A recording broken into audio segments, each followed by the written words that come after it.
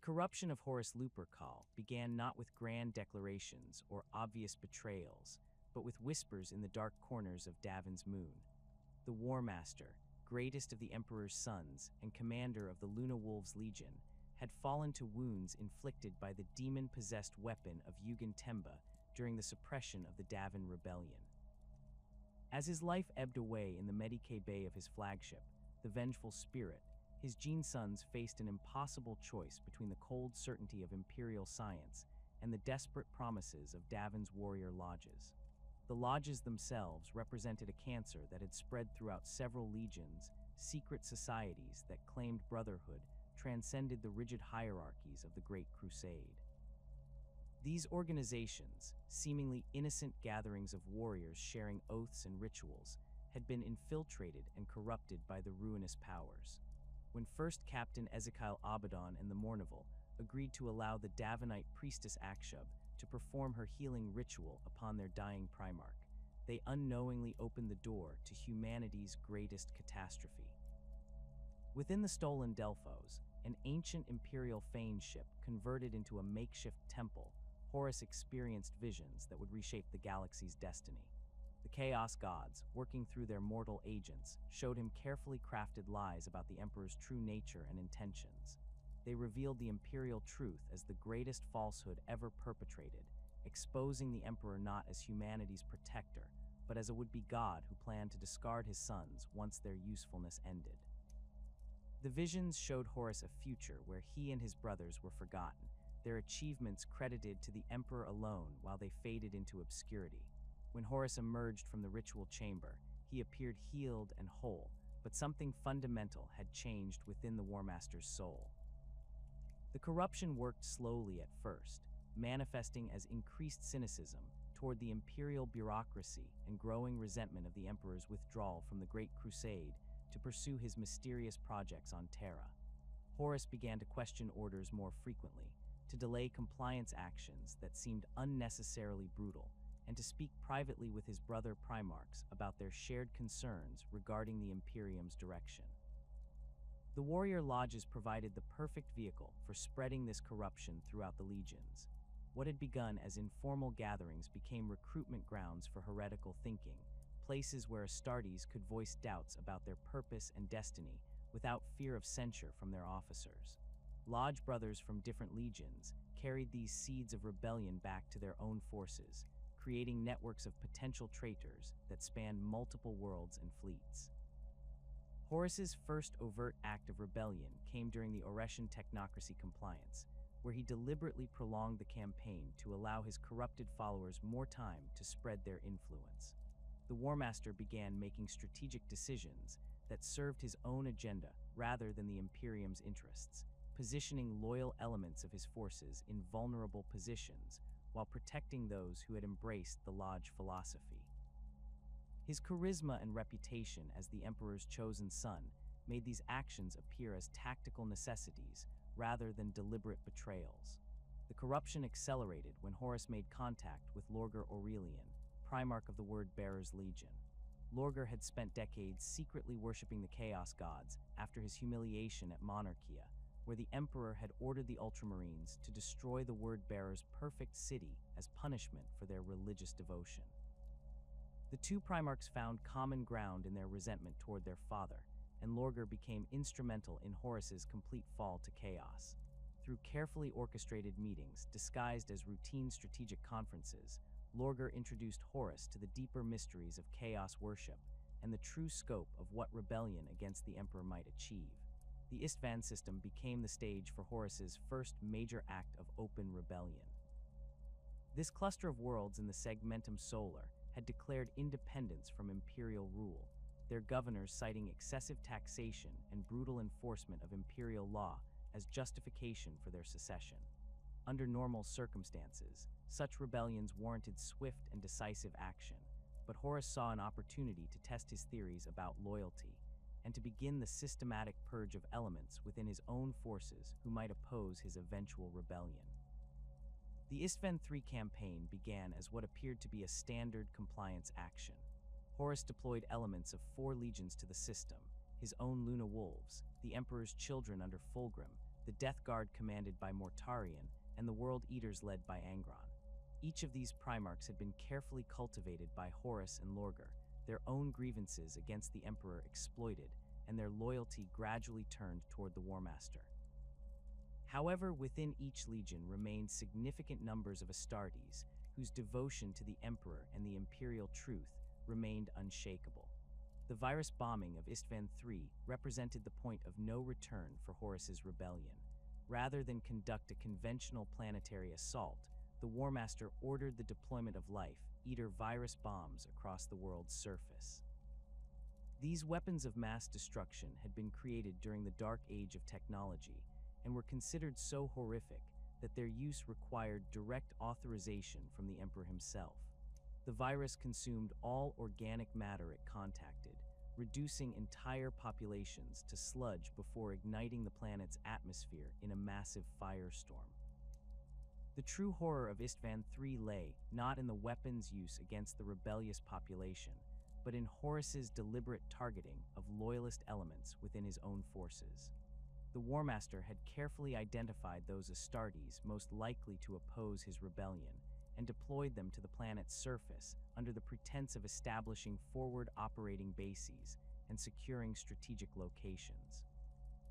Captains like Saul Tarvitz of the Emperor's Children, Nathaniel Garrow of the Death Guard, and Tarek Torgadon of the Luna Wolves found themselves trapped on a world about to be consumed by viral death. The systematic nature of this purge revealed the depth of planning behind Horus's rebellion. Intelligence networks within each legion had spent months identifying potential loyalists, creating detailed lists of officers and battle brothers whose devotion to the Emperor remained absolute. These lists were cross-referenced with deployment schedules and tactical assignments to ensure that the maximum number of loyalists would be present on Isstvan III when the virus bombs fell. Some loyalists managed to escape the initial viral bombardment through luck, skill, or advance warning from sympathetic brothers who had not yet fully embraced the Lodge philosophy. These survivors found themselves fighting a desperate battle for survival against both the hostile environment and the traitor forces sent to eliminate any who had escaped the virus. The siege of the Coral City became a microcosm of the larger civil war to come, with loyalist Astartes making their final stand against overwhelming odds, while their own Primarchs orchestrated their destruction from orbit. News of the Isstvan III atrocity reached Terra through a handful of survivors who managed to escape the system before Horus could complete his purge. Nathaniel Garrow's arrival aboard the frigate Eisenstein brought the first concrete evidence of the War Master's treachery to the Imperial Palace. The Death Guard battle captain's testimony, supported by similar accounts from other survivors, painted a picture of betrayal so comprehensive and shocking that many within the Imperial hierarchy initially refused to believe it. The Emperor's response to reports of Horus's rebellion demonstrated both the magnitude of the threat and the limitations of Imperial intelligence networks. Despite commanding the most extensive surveillance apparatus in human history, the Master of Mankind had failed to detect the corruption spreading through his most trusted sons. The warrior lodges had operated beneath the notice of Imperial observers, their activities dismissed as harmless fraternal organizations rather than recognized as vehicles for sedition. The decision to dispatch 7 legions to bring Horus to account reflected both the Emperor's understanding of the threat's severity and his continued faith in the loyalty of his remaining sons. The Iron Hands under Ferrus Manus, the Salamanders led by Vulcan, and the Raven Guard commanded by Corax received orders to join the expedition as the primary assault force. These 3 legions were chosen for their proven loyalty and their Primarch's close relationships with the Emperor, making them ideal candidates to confront their fallen brother. Supporting this primary force, 4 additional legions received deployment orders to the Isstvan system. The Iron Warriors under Perdurabo, the Night Lords commanded by Conrad Kurz, the Word Bearers led by Lorgar, and the Alpha Legion under Alfarius were designated as the second wave, tasked with providing reinforcement and ensuring that none of Horus's forces could escape Imperial justice. The selection of these particular legions would later prove to be one of the Emperor's greatest tactical errors, as each had already been corrupted by chaos or harbored deep resentments against the imperial system. The strategic importance of the Isstvan system extended beyond its role as the site of Horus's first major rebellion. Located within the Segmentum Solar, the system occupied a crucial position along several major warp routes that connected the core imperial worlds with the expanding frontier territories. Control of Isstvan would provide Horus with a secure base of operations within striking distance of Terra itself, while denying the Imperium access to vital supply lines that supported dozens of ongoing compliance campaigns. Horus understood that his rebellion required more than military victories to succeed. It needed legitimacy in the eyes of those imperial citizens and military personnel who had not yet chosen sides. By positioning himself as a defender of the Great Crusade's original ideals against the Emperor's supposed betrayal of those principles, the War Master could present his rebellion as a righteous cause rather than mere ambition. The Isstvan system became the symbol of this narrative, a place where loyal servants of humanity would make their stand against tyranny and deception. The consolidation of power among the traitor primarchs required careful manipulation of their individual grievances and ambitions. Fulgrim's perfectionist nature made him susceptible to promises of transcendence beyond mortal limitations, while Mortarian's hatred of psychers and distrust of the Emperor's psychic nature provided leverage for corruption. Angron's rage against the Emperor for preventing him from dying alongside his gladiator brothers on New Syria created a wellspring of resentment that Horus could exploit, while Perdurabo's bitterness over his legion's thankless siege warfare assignments made him receptive to promises of recognition and glory. Each traitor primarch brought unique capabilities to Horus's rebellion that would prove crucial in the campaigns to come. The Emperor's children provided expertise in rapid assault tactics and the corruption of imperial institutions, while the Death Guard offered resilience and biological warfare capabilities that complemented their growing devotion to Nurgle. The World Eaters brought unmatched ferocity in close combat, their berserker implants making them ideal shock troops for the most desperate battles. The Iron Warriors contributed siege warfare expertise and logistical capabilities that would prove essential for sustained campaigns against fortified imperial positions. The Word-Bearers served as the rebellion's spiritual core, their decades of secret chaos worship providing the theological framework that transformed simple military rebellion into religious crusade.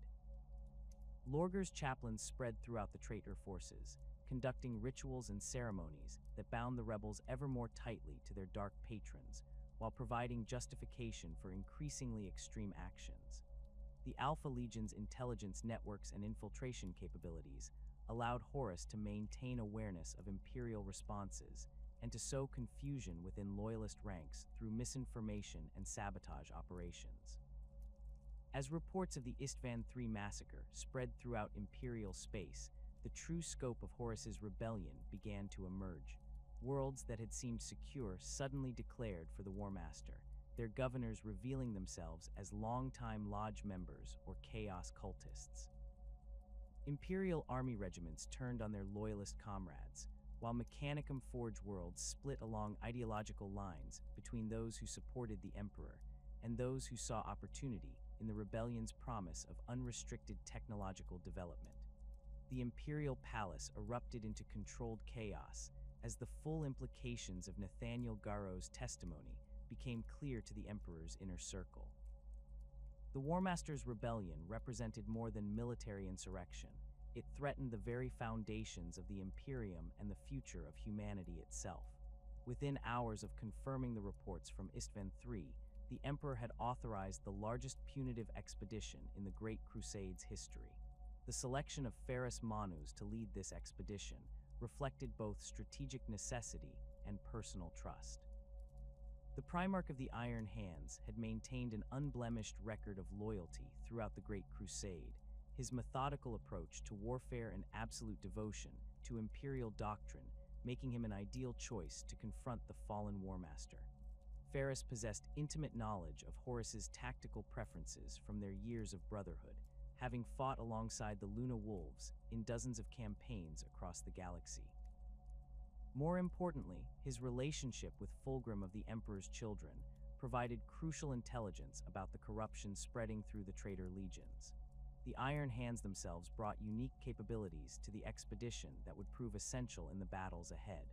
Their extensive use of augmetic implants and close ties to the Mechanicum provided superior logistical support and technical expertise compared to other legions. The clan-based structure of the 10th Legion ensured rapid deployment capabilities, as each clan company operated with considerable autonomy and could function independently during extended campaigns. Ferrus had spent decades perfecting combined arms tactics that integrated Legion forces with Mechanicum support elements, creating a military machine capable of sustained operations against even the most formidable opponents.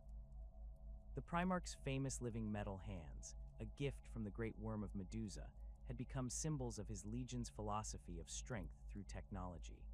These necrodermis appendages could reshape themselves into any tool or weapon required, allowing Ferrus to personally demonstrate the superiority of augmented flesh over weak human limitations.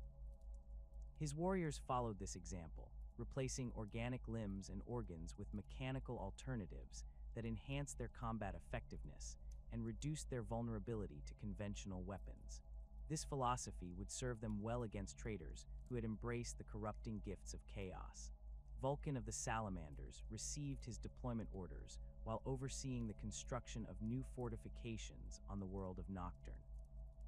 The Primarch's reaction to news of Horus's betrayal demonstrated the deep personal bonds that had existed between the Primarchs before corruption tore them apart. Vulcan had considered Horus not merely a brother, but a close friend, their shared experiences during the Great Crusade creating ties that transcended mere military cooperation. The revelation that the War Master had orchestrated the murder of his own sons struck Vulcan as the ultimate violation of the bonds that held the Imperium together. The 18th Legion brought their own distinctive strengths to the expedition, particularly their expertise in siege warfare and close-quarters combat. The Salamanders' homeworld of Nocturne had forged them into masters of fighting in extreme environments, their gene seed adaptations allowing them to operate effectively in conditions that would cripple other legions. Their tradition of craftsmanship meant that every battle brother maintained his own weapons and equipment to standards that exceeded even the Mechanicum's specifications. The Legion's flamers and melta-weapons would prove particularly effective against the corrupted forces that Horus had gathered under his banner. Vulcan's personal philosophy of protecting human life whenever possible had earned his Legion a reputation for restraint unusual among the Astartes. The Salamanders routinely went to extraordinary lengths to minimize civilian casualties during compliance actions, often accepting higher losses among their own ranks to preserve innocent lives. This approach had sometimes drawn criticism from other Primarchs who viewed such concerns as inefficient, but Vulcan maintained that the Imperium's ultimate purpose was to serve humanity rather than dominate it. The Isstvan expedition would test these principles as never before, forcing the Salamanders to confront enemies who had abandoned all pretense of serving human interests. Corax of the Raven Guard brought a different perspective to the expedition's leadership council, his experiences during the liberation of Deliverance having shaped his understanding of tyranny and resistance. The Primarch had spent his youth fighting against the tech barbarian overlords who had enslaved his people, learning lessons about guerrilla warfare and popular uprising that few other Imperial commanders could match. His tactical doctrine emphasized speed, stealth, and precise application of force to achieve maximum effect with minimal resources. The 19th Legion's expertise in reconnaissance and infiltration would provide the expedition with intelligence capabilities essential for understanding the true scope of Horus's rebellion. The Raven Guard's gene seed mutations had gifted them with enhanced eyesight and pale skin that made them appear almost spectral in certain lighting conditions. These adaptations, combined with their preference for black armor and stealth tactics, had earned them a reputation as the Emperor's shadows. Corax had cultivated this image deliberately, understanding that fear could be as effective a weapon as bolt or fire when properly employed. His warriors specialized in striking from unexpected directions, eliminating key targets before melting back into the darkness to prepare for their next assault. The Primarch's personal weapon, a pair of lightning claws known as the Raven's Talons, embodied his legion's approach to warfare. These master-crafted weapons could slice through even Terminator armor with ease, their disruption fields capable of bypassing almost any defensive system. Corax had forged them himself in the depths of Deliverance, incorporating rare materials and archaeotech components that made them unique among the Primarch's personal arsenals. The sight of their crackling energy fields had become synonymous with swift death for the enemies of the Imperium. The designation of 4 additional legions as the expedition's second wave reflected the Emperor's understanding that Horus's rebellion might require overwhelming force to suppress. The Iron Warriors under Perdurabo received orders to deploy their siege specialists and heavy equipment to support the primary assault force. The 4th Legion's reputation for reducing fortified positions made them essential for any campaign that might involve assaulting the traitor strongholds that Horus was undoubtedly constructing throughout the Isstvan system. Perdurabo's bitter relationship with his brothers had long been a source of tension within the imperial hierarchy, but his military capabilities remained unquestioned. The Iron Warriors had conducted more siege operations than any other legion, their methodical approach to fortress warfare having broken dozens of seemingly impregnable defenses.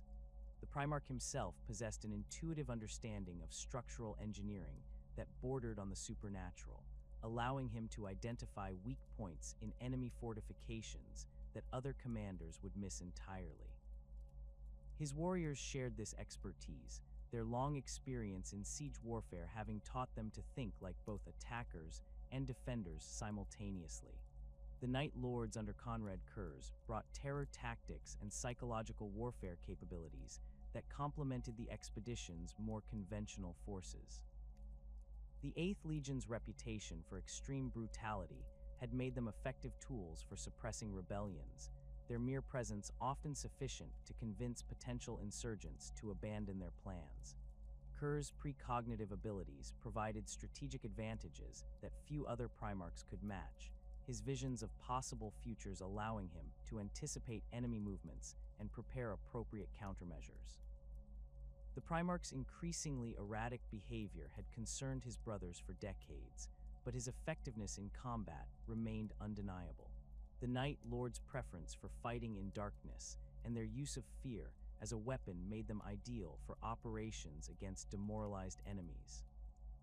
Their armor incorporated skull motifs and other intimidating imagery designed to maximize psychological impact, while their tactical doctrines emphasized the importance of breaking enemy morale before engaging in direct combat.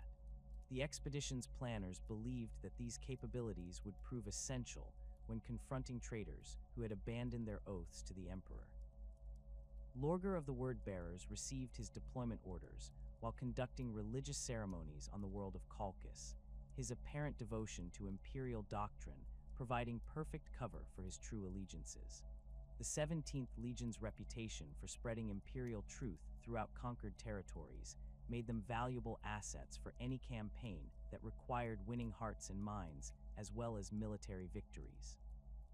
Their chaplains possessed unmatched expertise in identifying and countering heretical beliefs, skills that would theoretically prove essential when confronting the corrupted ideologies that Horus was spreading among his followers. The Word-Bearers' transformation from loyal servants of the imperial truth into devoted worshippers of chaos represented one of the rebellion's greatest intelligence coups. Lorgar's careful cultivation of his reputation as a zealous imperial loyalist had provided perfect camouflage for decades of heretical activity, allowing him to spread chaos corruption throughout multiple legions without detection. His chaplains had established themselves as authorities on imperial doctrine, their positions of trust providing access to sensitive information and influential personnel across the entire military hierarchy. The Alpha Legion under Alfarius brought intelligence gathering and infiltration capabilities that no other force could match. The 20th Legion's complex organizational structure and secretive operational methods had made them the Imperium's premier specialists in unconventional warfare.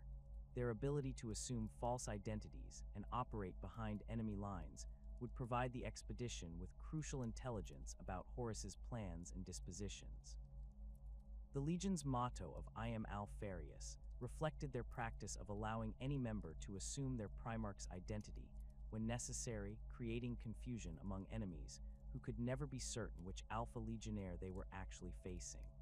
Alfarius himself remained an enigma even to his brother Primarchs, his true loyalties and motivations hidden beneath layers of deception and misdirection. The Primarch's ability to appear in multiple locations simultaneously had led to speculation that he possessed some form of psychic duplication ability, though the truth behind this phenomenon remained unknown. His warriors shared their Primarch's talent for deception, their training emphasizing the importance of maintaining multiple false identities and operational covers simultaneously. The Imperial High Command's failure to detect the extent of chaos corruption within these 4 legions represented a catastrophic intelligence breakdown that would have devastating consequences for the expedition. The warrior lodge networks had operated beneath the notice of Imperial observers for decades, their activities dismissed as harmless fraternal organizations rather than recognized as vehicles for sedition. The Lodge's practice of recruiting across Legion boundaries had created communication channels that bypassed official Imperial intelligence networks, allowing traitors to coordinate their activities without detection. The Emperor's own psychic abilities, vast as they were, had been focused on his secret project beneath the Imperial Palace rather than monitoring his sons for signs of corruption. The Webway project required his constant attention to maintain the delicate psychic barriers that protected the nascent human portal from demonic incursion. This necessary distraction had created blind spots in his awareness that the Chaos Gods had exploited with devastating effectiveness. The Master of Mankind's confidence in his son's loyalty had made him vulnerable to their betrayal in ways that no external enemy could have achieved. Terra's intelligence apparatus had grown complacent during the long years of the Great Crusade's success, its analysts assuming that the Primarch's genetic programming made them incapable of betraying their creator. The concept of space marines turning against the Emperor seemed so fundamentally impossible that reports of Lodge activities were filed away without proper investigation. The bureaucratic nature of the Imperial hierarchy had created additional barriers to effective intelligence gathering, as information passed through multiple layers of command before reaching decision-makers who might have recognized its significance. The logistical challenges of assembling 7 full legions for deployment to the Isstvan system required mobilizing resources on a scale unprecedented even during the Great Crusade. Each legion required hundreds of transport vessels, millions of tons of supplies, and coordination with Mechanicum Forge worlds to ensure adequate ammunition and replacement equipment. The expedition's fleet would dwarf most sector battle groups, its firepower sufficient to reduce entire star systems to ash if necessary. The very scale of the deployment sent a clear message throughout Imperial space that the Emperor took Horus's rebellion with the utmost seriousness. Fleet commanders throughout the Segmentum Solar received priority orders to provide vessels and crews for the expedition, their own operations suspended to support the mission against the traitor Warmaster. The Imperial Navy's most experienced captains volunteered for assignment to the expedition fleet, understanding that the coming battle would determine the Imperium's future. Mechanicum Forge ships loaded with specialized equipment and technical personnel prepared to accompany the main fleet, their services essential for maintaining the expedition's vehicles and weapons during extended operations. The 3 primary assault legions began their preparations with characteristic efficiency, their Primarchs coordinating deployment schedules and tactical doctrine to ensure maximum effectiveness upon arrival in the Isstvan system. Ferrus Manus established his command structure aboard the battle barge Fist of Iron, the vessel's extensive communication arrays allowing him to maintain contact with his fellow Primarchs throughout the journey.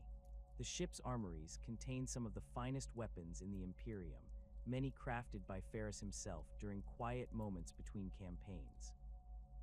Vulcan oversaw the loading of specialized equipment aboard the Salamanders' fleet, ensuring that his warriors would have access to the flamers and melta-weapons that formed the core of their tactical doctrine. The Primarch personally inspected each vessel's magazines, his expertise in metallurgy allowing him to identify potential weaknesses in ammunition storage that could prove catastrophic during combat operations. The Salamanders' tradition of maintaining their own equipment extended to their ships, with each crew member trained in multiple technical specialties to ensure operational flexibility. Corax focused on intelligence gathering and reconnaissance preparation, his agents already working to establish contact with any loyalist elements that might remain within Horus's forces. The Raven Guard's network of informants and sympathizers throughout the Imperial military provided valuable insights into the Traitor Legion's recent activities and possible intentions. The Primarch's strategic planning emphasized the importance of understanding enemy capabilities and dispositions before committing to direct engagement, lessons learned during his youth on Deliverance proving applicable to this larger conflict. The corruption of the Primarchs had not occurred through crude bribery or obvious threats, but through a masterful campaign of psychological manipulation that exploited each brother's deepest insecurities and resentments. Horus understood his siblings better than they understood themselves, having observed their personalities and motivations during decades of shared warfare across the galaxy. The War Master's charisma had always been his greatest weapon, but now it served darker purposes as he wove a web of deceit that would ensnare half the Emperor's sons. Fulgrim of the Emperor's children had been the first to fall completely under Horus's influence, his perfectionist nature making him vulnerable to promises of transcendence beyond mortal limitations. The War Master had approached his brother during the Lair campaign, using their friendship to introduce concepts that gradually eroded Fulgrim's loyalty to the Emperor. Horus spoke of their father's hypocrisy in condemning religion while secretly planning his own apotheosis, planting seeds of doubt that would flourish under chaos corruption. The demon blade recovered from the Lair temple merely accelerated a process that Horus had already set in motion through careful manipulation of Fulgrim's pride and ambition. The Emperor's children's obsession with perfection provided the perfect vector for corruption, as their pursuit of flawless execution in all endeavors gradually shifted towards seeking perfection through excess and sensation. Horus encouraged this transformation by praising the Legion's innovations in combat techniques and artistic expression, validating their belief that they represented the pinnacle of Astartes' achievement. The War Master's approval carried enormous weight with Fulgrim, who had always sought recognition from his more successful brothers. This validation made the Phoenician receptive to increasingly radical ideas about transcending the limitations that the Emperor had supposedly placed upon his sons. Mortarian's recruitment required a different approach, as the Death Guard Primarch's hatred of Psykers and distrust of the Emperor's psychic nature provided ready-made grievances for Horus to exploit. The War Master presented himself as a fellow victim of their father's deception, sharing fabricated intelligence about the Emperor's true plans for humanity that painted the Master of Mankind as a would-be tyrant-seeking godhood through psychic domination. Horus emphasized the hypocrisy of condemning Lorgar's religious devotion while secretly planning to become the object of worship himself, a narrative that resonated deeply with Mortarian's own experiences of fighting against oppressive overlords on Barbaros. The Death Guard's stoic acceptance of hardship and their Primarch's philosophical nature made them ideal candidates for Nurgle's corruption, though neither Horus nor Mortarian initially understood the specific nature of the Chaos God they were serving. The War Master presented their rebellion as a rational response to the Emperor's betrayal of the Great Crusade's ideals, framing their actions as necessary steps to preserve the Imperium from their father's megalomaniacal ambitions. Mortarian's deep-seated resentment over being denied the chance to kill his adoptive father personally provided additional leverage, as Horus promised that their rebellion would allow each Primarch to settle old scores and claim the recognition they deserved. Angron's corruption proved simplest of all, requiring little more than validation of the World Eater's Primarch's existing rage against the Emperor for preventing him from dying alongside his gladiator brothers on Nuceria.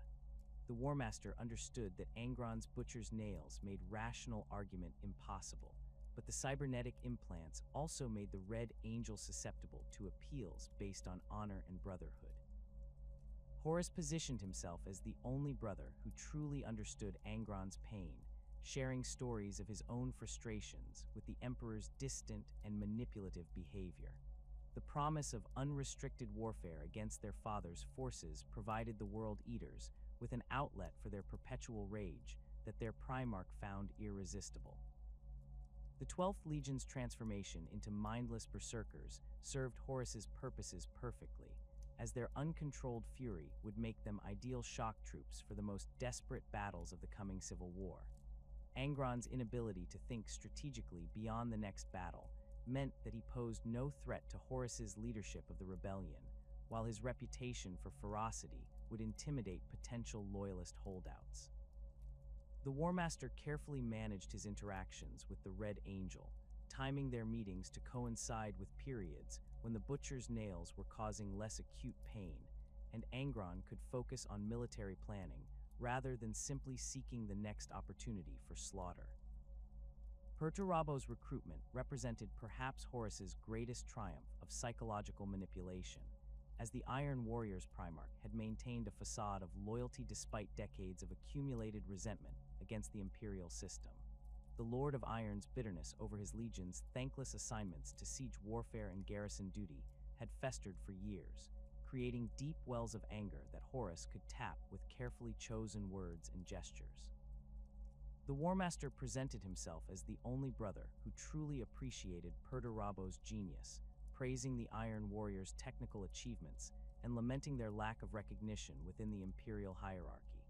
The 4th Legion's expertise in siege warfare and their vast stockpiles of heavy equipment made them invaluable assets for any sustained campaign against Imperial fortifications.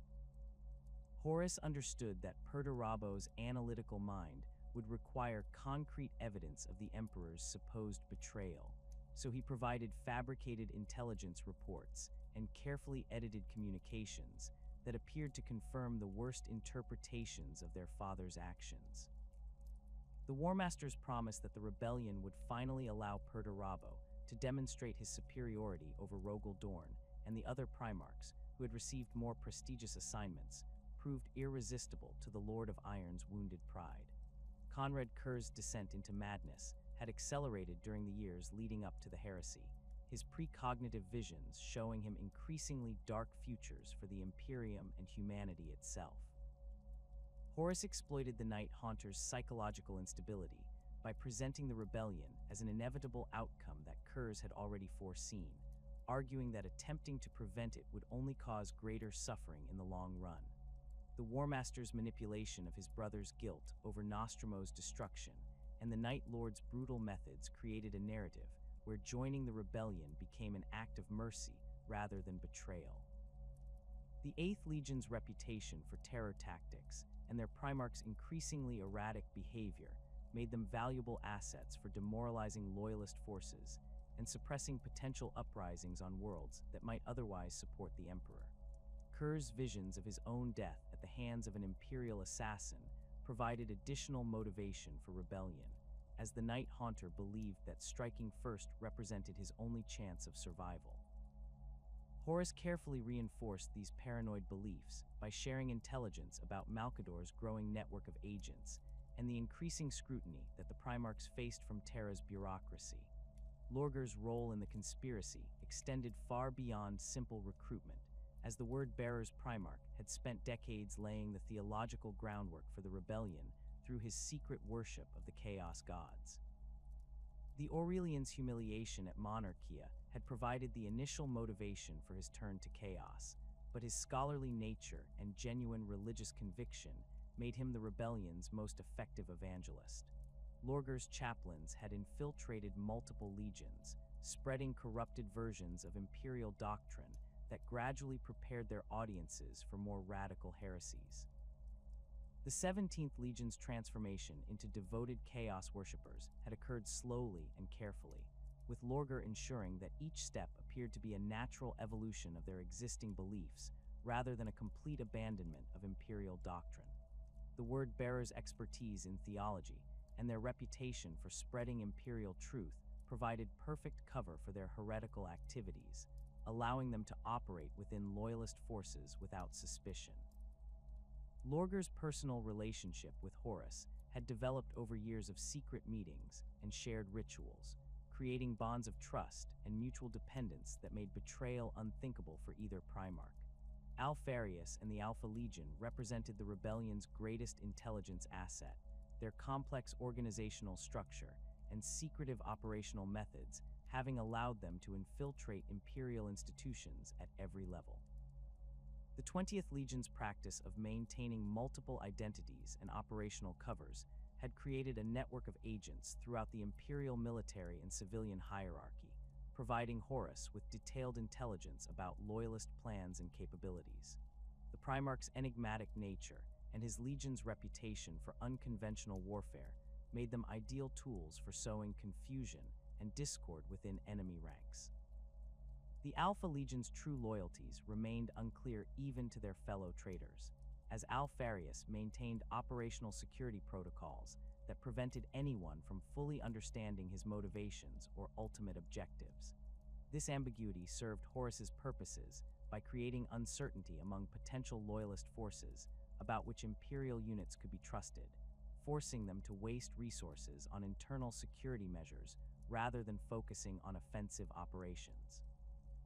The 20th Legion's ability to appear loyal while secretly serving the rebellion made them invaluable for gathering intelligence and conducting sabotage operations behind enemy lines. Horus's knowledge of the incoming imperial response came through multiple sources, including intercepted communications, reports from Alpha Legion infiltrators, and intelligence provided by corrupted elements within the imperial bureaucracy. The War Master understood that the Emperor would respond to the Isstvan V massacre with overwhelming force, dispatching multiple legions to bring the traitors to account. This knowledge allowed him to prepare the perfect trap, positioning his forces to maximize the effectiveness of the coming betrayal, while ensuring that loyalist reinforcements would arrive at precisely the wrong moment to affect the battle's outcome. The selection of Ferrus Manus to lead the loyalist expedition provided Horus with valuable intelligence about imperial tactical planning and force dispositions. The Iron Hand's Primarch's methodical approach to warfare and his close relationship with several other loyalist Primarchs made him predictable in ways that Horus could exploit. The War Master's intimate knowledge of his brother's personality and tactical preferences, gained through decades of shared campaigns, allowed him to anticipate Ferrus's likely responses to various scenarios and prepare appropriate countermeasures. The coordination between traitor legions already committed to Horus's cause required careful management of competing personalities and conflicting objectives. Each corrupted Primarch brought his own agenda to the rebellion, creating potential sources of friction that could undermine their collective effectiveness if not properly managed. Horus established himself as the unquestioned leader of the rebellion through a combination of charisma, strategic brilliance, and careful distribution of responsibilities that played to each brother's strengths while minimizing opportunities for conflict. The Iron Warriors received primary responsibility for fortifying the Isstvan system and establishing the defensive positions that would channel loyalist forces into predetermined killing zones. Perdurabo's expertise in siege warfare made him ideally suited for this task, while his desire for recognition ensured his complete commitment to the project's success. The Lord of Iron's analytical mind allowed him to identify the optimal positions for artillery emplacements and defensive strongpoints, creating overlapping fields of fire that would devastate any force attempting to assault the traitor positions. The Word-bearers took charge of maintaining morale and ideological purity among the rebellion's forces, their chaplains conducting regular ceremonies and rituals that reinforced the traitors' commitment to their cause. Lorgar's theological expertise proved essential for managing the various forms of chaos corruption that were beginning to manifest among the rebel forces, as different legions showed susceptibility to different aspects of the ruinous power's influence. The Aurelians' ability to present heretical concepts in terms that appeared consistent with imperial doctrine helped maintain unit cohesion during the early stages of the rebellion. The Night Lords assumed responsibility for intelligence gathering and psychological warfare operations, their terror tactics proving effective for extracting information from captured loyalists and intimidating potential defectors. Kerr's precognitive abilities provided strategic advantages that complemented the Alpha Legion's conventional intelligence gathering, allowing the traitors to anticipate loyalist movements and prepare appropriate responses. The 8th Legion's reputation for extreme brutality served as a deterrent against potential betrayals within the rebel ranks, as few warriors were willing to risk the Night Haunter's displeasure. The Alpha Legion maintained their role as the rebellion's primary intelligence service, their agents continuing to operate within loyalist forces and imperial institutions throughout the galaxy. Alfarius coordinated these operations personally, using his legion's unique organizational structure to maintain multiple parallel intelligence networks that could operate independently if one was compromised. The 20th Legion's ability to assume false identities allowed them to place agents in positions of trust within the expedition fleet, providing real-time intelligence about loyalist plans and dispositions. The strategic positioning of loyalist and traitor forces for the coming battle required precise timing and coordination across multiple star systems. Horus needed to ensure that the 3 primary assault legions would arrive at Isstvan V before the 4 supporting legions, creating a window of opportunity where the loyalists would be outnumbered and vulnerable to betrayal. The War Master's control over astropathic communications in the region allowed him to manipulate the timing of messages and deployment orders, ensuring that the loyalist forces would arrive in the sequence that best served his purposes. The selection of Isstvan V as the primary battlefield reflected careful analysis of the world's geography and strategic significance. The planet's mountainous terrain and limited landing zones would force the loyalist assault forces to deploy in predictable patterns, making them vulnerable to the carefully prepared ambush positions that Perturabo was constructing. The world's position within the Isstvan system provided multiple escape routes for traitor forces if the battle went poorly, while its distance from major imperial strongholds would prevent rapid reinforcement of loyalist forces. The Traitor Legion's preparation for the coming battle involved more than simple military planning, as the influence of chaos began to manifest in increasingly obvious ways among the rebel forces. Horus carefully managed these transformations, ensuring that the corruption enhanced his warriors' combat effectiveness without completely destroying their discipline and unit cohesion. The War Master's own relationship with the Chaos Gods remained complex, as he sought to use their power without becoming completely subservient to their will. The warp storms that had plagued the Isstvan system for months began to subside as the Loyalist expedition fleet translated back into real space at the system's edge. Ferrus Manu stood upon the command deck of the Fist of Iron, his necrodermis hands gripping the brass rail as tactical displays flickered to life around him. The sight that greeted the Iron Hands Primarch confirmed his worst fears about the scope of Horus's rebellion. Where intelligence reports had suggested a few companies of traitor marines might be fortifying key positions, augur readings now revealed massive defensive installations sprawling across multiple worlds. The expedition's lead elements had emerged from the warp in perfect formation, a testament to the navigational expertise of their crews and the Emperor's blessing upon their righteous mission. The Iron Hands battle barge Fist of Iron led the formation, flanked by the Salamanders' flagship Flamerot and the Raven guard vessel Shadow of the Emperor. Behind them stretched a fleet of unprecedented size, containing the full strength of 3 Space Marine legions and their supporting elements. Strike cruisers, battle barges, and escort vessels maintained precise spacing as they advanced deeper into the system, their weapon batteries charged and void shields raised against potential ambush.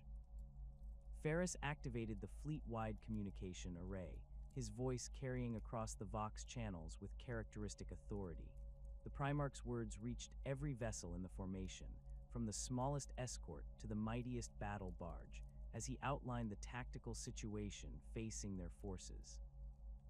Long-range sensors had detected extensive fortifications on Isstvan V, the system's fifth planet, where Horus appeared to have concentrated the majority of his remaining forces after the virus bombing of Isstvan III. The traitor Warmaster had chosen his ground well, selecting a world whose geography would favor defensive operations, while limiting the loyalists' ability to bring their superior numbers to bear effectively. The Iron Hands Primarch's tactical assessment revealed the full extent of the challenge facing the expedition. Isstvan V possessed a single major landmass dominated by the Urgal Depression, a vast crater-like formation surrounded by towering mountain ranges that created natural choke points for any attacking force. The planet's thin atmosphere and frequent dust storms would limit air support operations, while providing cover for defending forces equipped with appropriate filtration systems.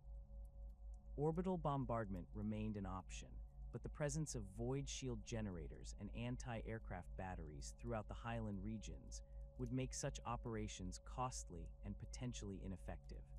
Reconnaissance flights launched from the expedition fleet provided detailed imagery of the traitor positions, revealing the scope of Perturabo's defensive preparations. The Iron Warriors had transformed the Urgal Depression into a killing field of interlocking fire zones, with artillery positions carved into the surrounding cliffs and bunker complexes built into the natural rock formations. Supply tunnels connected these positions to underground magazines and command centers, creating a defensive network that could continue functioning even if individual strongpoints were overrun.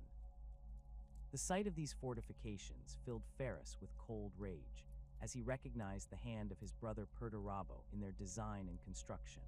The highlands surrounding the depression bristled with additional defensive installations, their positions carefully chosen to dominate the approaches that any assault force would need to use. Anti-aircraft laser batteries and missile launchers covered every possible landing zone, while camouflaged observation posts provided overlapping surveillance of the entire region.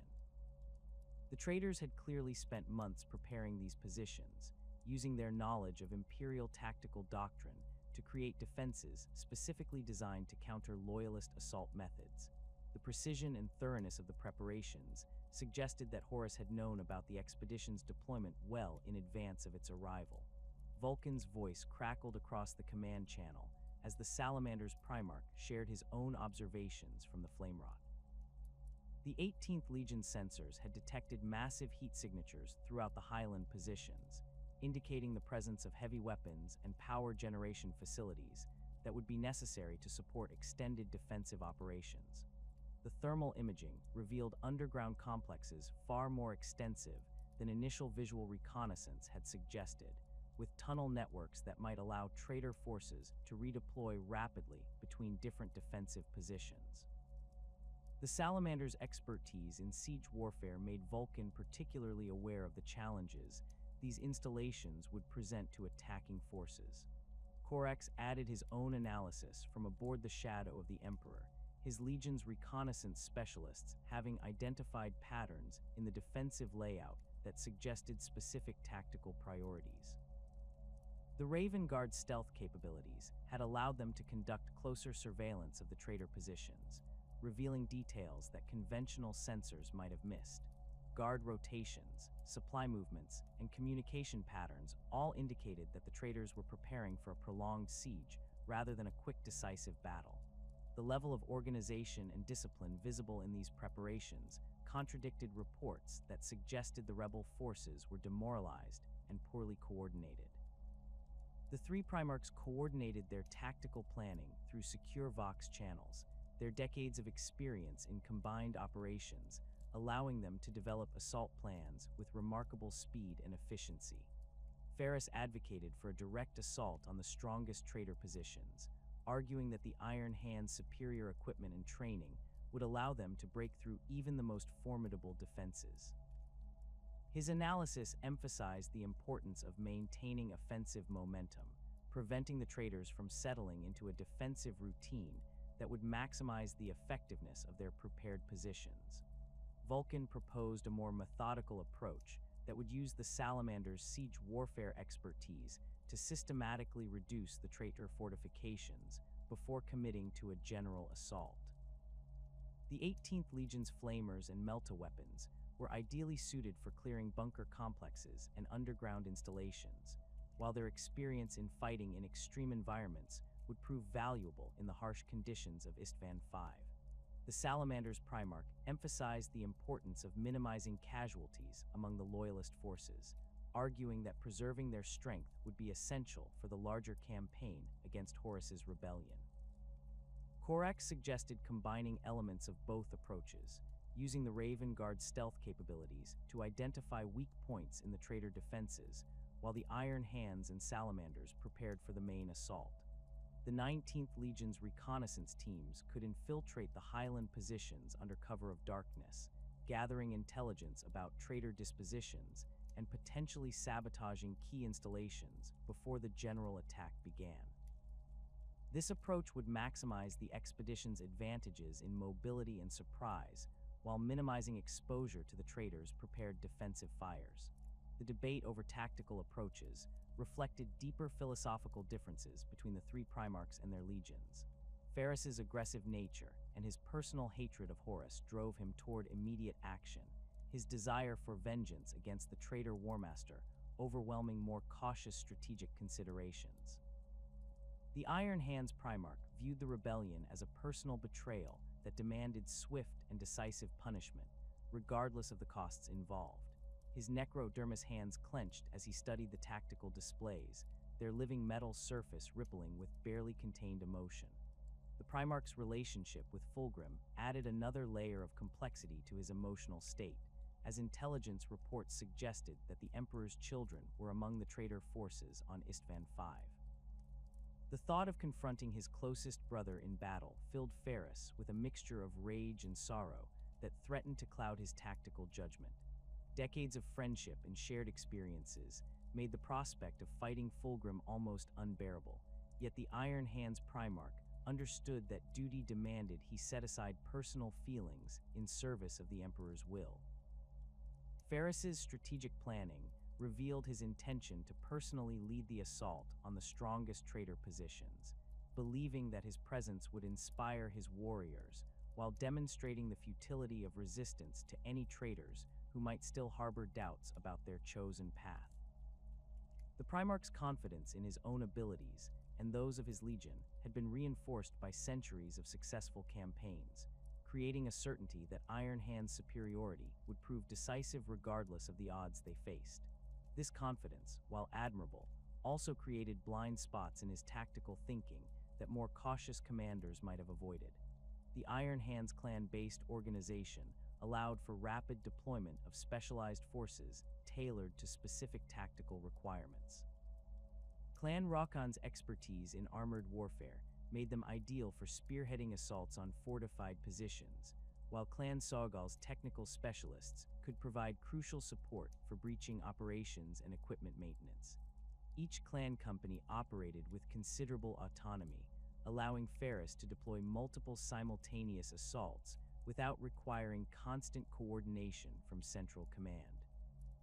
This flexibility would prove essential in the complex terrain of Isstvan V, where traditional formation fighting might prove impossible. The Legion's extensive use of augmetic implants provided advantages that would prove crucial in the coming battle. Enhanced visual systems allowed Iron Hands Marines to operate effectively in the dust storms that frequently swept across Isstvan V, while reinforced skeletal structures and organ replacements increased their resistance to the high-velocity impacts that characterized modern warfare.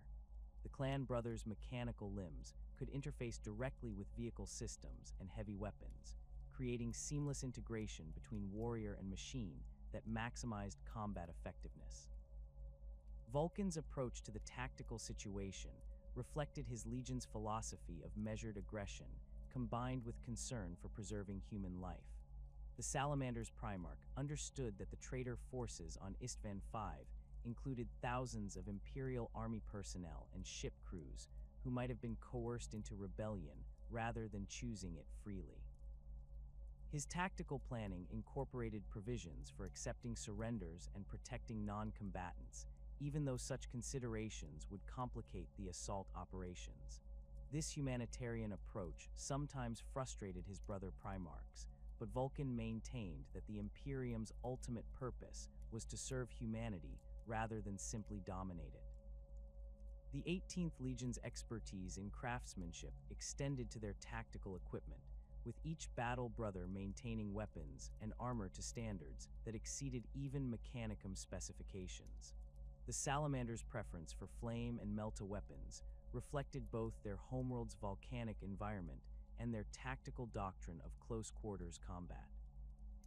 These weapons would prove particularly effective against the bunker complexes and underground installations that dominated the traitor defensive positions, their ability to clear enclosed spaces making them invaluable for siege operations. Corax's tactical analysis emphasized the importance of intelligence gathering and target identification before committing to major assault operations. The Raven Guard Primarch's experience during the liberation of Deliverance had taught him that superior information could overcome significant disadvantages in numbers and equipment. His Legion's stealth capabilities would allow them to operate behind enemy lines, gathering crucial intelligence about traitor dispositions and identifying high-value targets for elimination. This approach required patience and careful coordination, qualities that sometimes conflicted with the more aggressive instincts of his brother Primarchs. The 19th Legion's gene seed mutations had gifted them with enhanced eyesight and pale skin that made them appear almost spectral in certain lighting conditions. These adaptations, combined with their preference for black armor and stealth equipment, made them ideally suited for reconnaissance operations in the harsh environment of Isstvan V. The planet's frequent dust storms and limited visibility would actually favor the Raven Guard's operational methods, allowing them to move undetected through terrain that would challenge other legions. As the three Primarchs finalized their assault plans, long-range communications detected the approach of the expedition's second wave. The Iron Warriors, Night Lords, Word-Bearers, and Alpha Legion were maintaining their assigned positions in the outer system, their fleets holding station at the designated coordinates while awaiting orders to join the primary assault. The presence of these four legions provided the expedition with overwhelming numerical superiority, ensuring that Horus's forces would face impossible odds regardless of their defensive preparations. The timing of the second wave's arrival had been carefully coordinated to provide maximum tactical flexibility for the assault operations. Ferris could call upon their support if the initial assault encountered unexpected resistance, while their presence in the outer system would prevent any traitor forces from escaping the Isstvan system. The four supporting legions brought specialized capabilities that complemented the primary assault force, with the Iron Warrior's siege expertise, the Night Lord's terror tactics, the Word-Bearer's ideological warfare capabilities, and the Alpha Legion's intelligence operations, providing comprehensive coverage of all tactical requirements. Perdurabo's reputation for siege warfare made his legion's participation particularly valuable, as the Iron Warriors possessed more experience in reducing fortified positions than any other force in the Imperium. The 4th Legion's methodical approach to fortress warfare would provide essential support for the assault on the Urgal Depression, their heavy artillery and specialized equipment capable of breaching even the most formidable defenses. The Lord of Iron's analytical mind and his warriors' technical expertise would prove crucial for overcoming the defensive installations that dominated the traitor positions.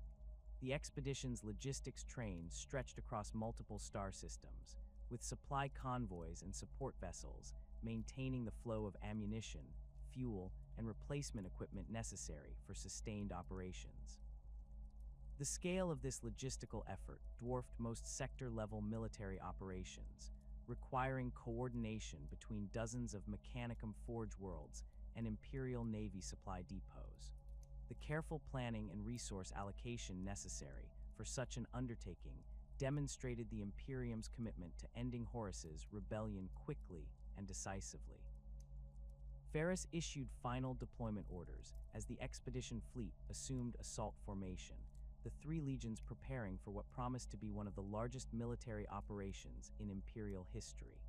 The Iron Hands would spearhead the assault on the Urgal Depression's eastern approaches, their armored spearheads supported by Salamanders siege specialists and Raven Guard reconnaissance teams. The coordination between the three forces reflected years of joint training and shared combat experience, their tactical integration representing the pinnacle of Imperial military doctrine. The sight of three full Space Marine legions preparing for planetary assault created a spectacle of power that few enemies of the Imperium had ever witnessed. Thousands of drop pods loaded with elite warriors prepared for launch, while Thunderhawk gunships and other assault craft warmed their engines in preparation for the coming battle. The expedition's fleet assumed bombardment positions, their weapon batteries trained on the traitor fortifications as final targeting calculations were completed. The stage was set for a confrontation that would determine not only the fate of the Isstvan system, but the future of the Imperium itself. The first drop pods screamed through Isstvan V's thin atmosphere like falling stars, their heat shields glowing cherry red as they plummeted toward the rocky highlands surrounding the Urgal Depression.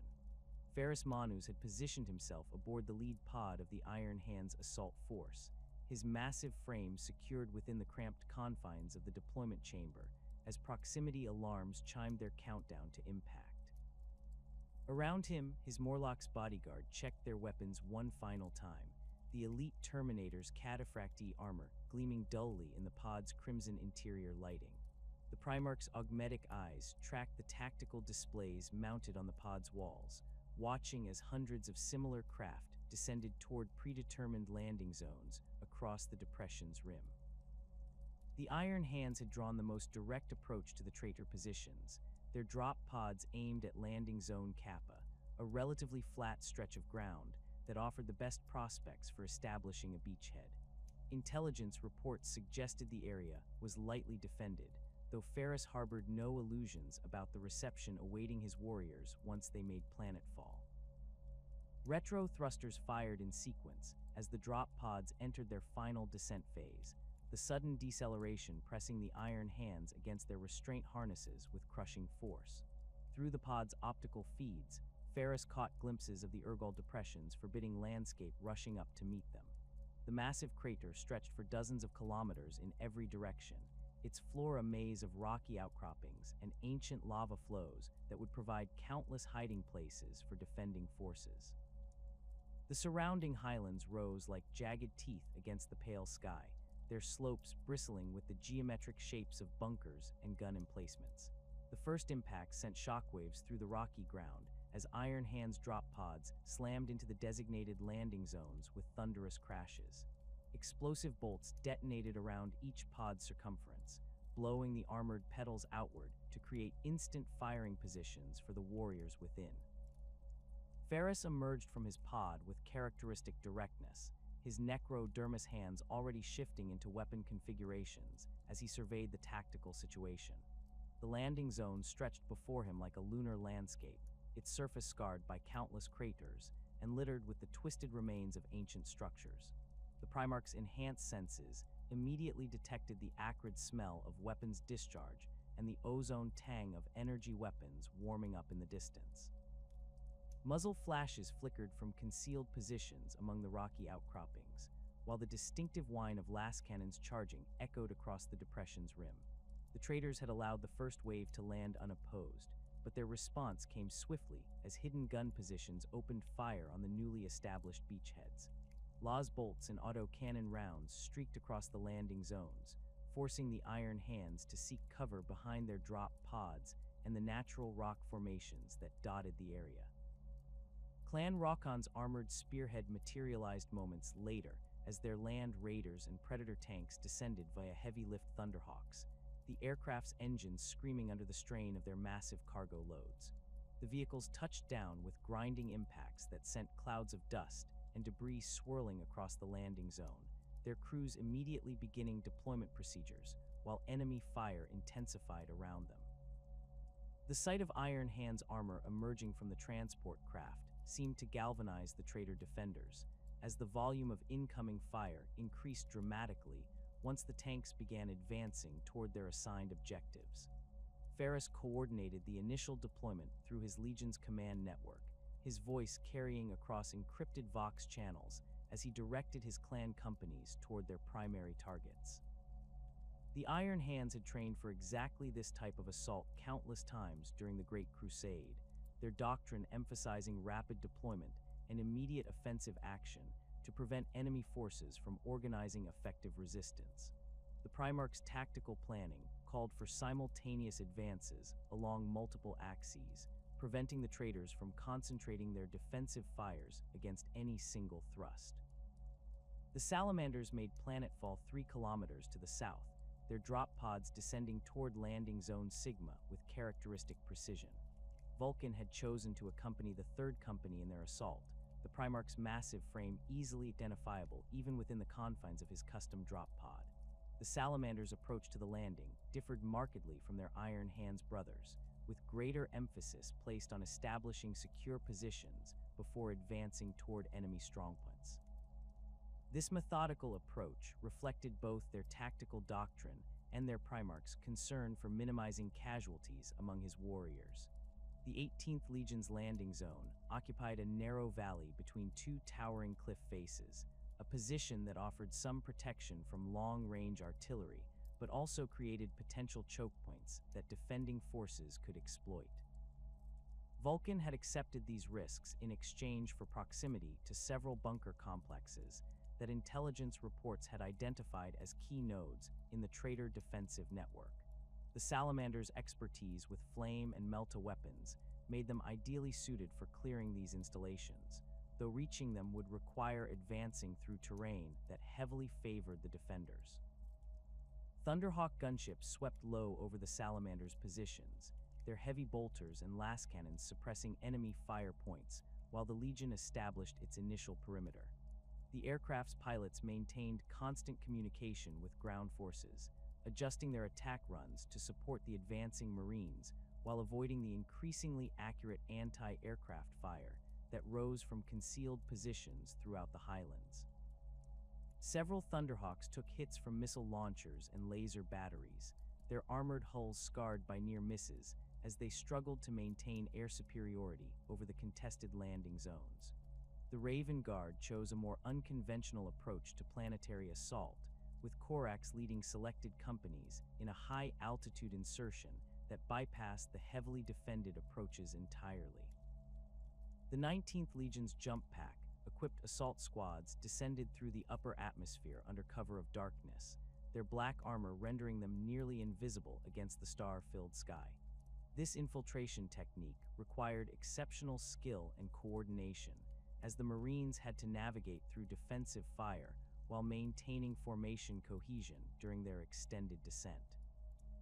Corax touched down on a rocky plateau overlooking the Urgal Depression's northern rim, his position offering commanding views of the traitor fortifications while remaining concealed from most observation posts. The Raven Guard Primarch immediately began coordinating reconnaissance operations, his Legion's specialized equipment allowing them to gather detailed intelligence about enemy positions and movement patterns. This information proved invaluable for the other assault forces, as it revealed defensive installations that orbital surveillance had failed to detect.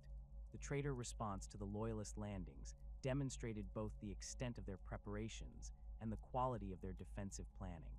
Rather than attempting to contest every landing zone simultaneously, Horus's forces concentrated their efforts on disrupting the loyalists' ability to coordinate their advances. Artillery barrages targeted command vehicles and communication arrays, while infiltration teams armed with demolition charges struck at supply dumps and ammunition stockpiles. This approach reflected sophisticated understanding of Imperial tactical doctrine and suggested that the traitors had received detailed intelligence about the expedition's operational methods. Sons of Horus forces occupied the strongest positions within the Urgal Depression itself, their sea green armor easily identifiable among the rocky terrain as they moved between prepared fighting positions. The 16th Legion had established multiple strongpoints throughout the Depression's floor, each one carefully positioned to provide mutual support while maximizing fields of fire across the approaches that attacking forces would need to use. Their tactical deployment showed clear signs of Horus's personal involvement, as the positioning reflected the Warmaster's intimate knowledge of his loyalist brothers' preferred assault methods. The Emperor's children held the depression's eastern approaches, their purple and gold armor gleaming despite the dust and debris that filled the air. Fulgrim's warriors had constructed elaborate defensive works that combined practical military engineering with their legion's characteristic attention to aesthetic detail. These positions incorporated artistic elements that served tactical purposes, with sculptural gun emplacements and decoratively carved firing slits that provided both protection and psychological impact. The sight of these installations filled many Iron Hands with rage, as they recognized the perversion of their Primarch's craftsmanship ideals in the traitors' works. Death Guard positions dominated the Depression's southern sector, their pale green armor and Baroque equipment creating an ominous presence among the rocky outcroppings. Mortarian's warriors had prepared their defensive positions with characteristic thoroughness, incorporating chemical weapons and biological agents that would make any assault extremely costly for attacking forces. The 14th Legion's expertise in attrition warfare was clearly evident in their tactical deployment, as they had chosen positions that would force loyalist forces to advance through multiple killing zones while exposed to concentrated defensive fire. World Eater's forces occupied the most forward positions, their white and blue armor stained with gore from recent battles as they prowled through advanced outposts and listening stations. Angron's warriors showed little interest in conventional defensive tactics, instead positioning themselves for immediate counterattacks against any loyalist forces that managed to establish footholds within the Depression. The 12th Legion's Berserker implants made them unsuitable for prolonged defensive operations, but their ferocity in close combat would make them formidable opponents for any assault troops who reached their positions. The initial exchanges of fire revealed the sophistication of the traitor defensive preparations and the scale of the challenge facing the loyalist forces. Automated weapon systems opened fire from concealed positions throughout the Highlands, their targeting systems apparently slaved to centralized fire control networks that coordinated defensive fires with devastating effectiveness. Lascannon batteries and missile launchers engaged loyalist vehicles at maximum range, while heavy bolter positions swept the landing zones with sustained bursts that forced advancing Marines to seek cover behind whatever protection they could find. Ferris led the Iron Hands advance personally, his massive form easily visible as he strode through the defensive fire with apparent indifference to the law's bolts and solid rounds that sparked off his armor. The Primarch's Necrodermis hands had reshaped themselves into devastating weapons, one forming a massive power fist, while the other extended razor-sharp talons that could slice through ceramite with ease. His presence on the battlefield inspired his warriors to greater efforts, as clan companies advanced in coordinated rushes that gradually closed the distance to the traitor positions. The Iron Hands tactical doctrine emphasized the integration of infantry and armor in combined arms operations, with tactical squads providing fire support while land raiders and rhinos transported assault troops toward their objectives. This approach proved effective against the traitor defensive positions, as the vehicle's heavy armor could absorb punishment that would devastate unprotected infantry, while their weapons provided the firepower necessary to suppress enemy strongholds. The sight of Iron Hands armor advancing through the defensive fire created an impression of inexorable progress that began to affect traitor morale in some sectors. Clan Sawgal's Devastator squads established fire support positions among the rocky outcroppings that surrounded the landing zones, their heavy weapons providing covering fire for the advancing infantry while engaging priority targets identified by forward observers. The squad's missile launchers and lascannons proved particularly effective against bunker installations, their precision fire destroying gun emplacements and observation posts that might otherwise have disrupted the assault. The Iron Hands' superior equipment and training began to tell as they systematically reduced the traitor defensive positions through concentrated fire and maneuver. Vulcan's advance proceeded more cautiously, with Salamander's squads using their flame weapons to clear suspected ambush positions before committing to forward movement. The 18th Legion's approach emphasized thorough clearance of each position rather than rapid advance, accepting slower progress in exchange for reduced casualties and more secure lines of communication. This methodical approach proved wise as hidden traitor positions revealed themselves through premature attacks on what appeared to be isolated Salamanders units, only to find themselves facing concentrated retaliation from supporting squads. The Salamanders' expertise in close-quarters combat became apparent as they began clearing the bunker complexes that dotted their assigned sector. Tactical squads equipped with flamers and meltaguns systematically reduced each installation, their weapons proving devastatingly effective against defenders trapped in enclosed spaces. The sight of Salamanders emerging from cleared bunkers, their armor scorched but intact, created a psychological impact that began to affect traitor resistance in adjacent positions. Corax coordinated the Raven Guard's reconnaissance efforts from his elevated position, his Legion's stealth capabilities allowing them to gather detailed intelligence about traitor dispositions and movement patterns. This information proved crucial for the other assault forces, as it revealed the locations of command posts, ammunition dumps, and reinforcement routes that might otherwise have remained hidden until too late. The 19th Legion's ability to operate behind enemy lines also allowed them to conduct sabotage operations that disrupted traitor communications and supply lines. The Loyalist advance gained momentum as the three legions began to coordinate their efforts more effectively, with information sharing and mutual support allowing them to exploit weaknesses in the traitor defensive network.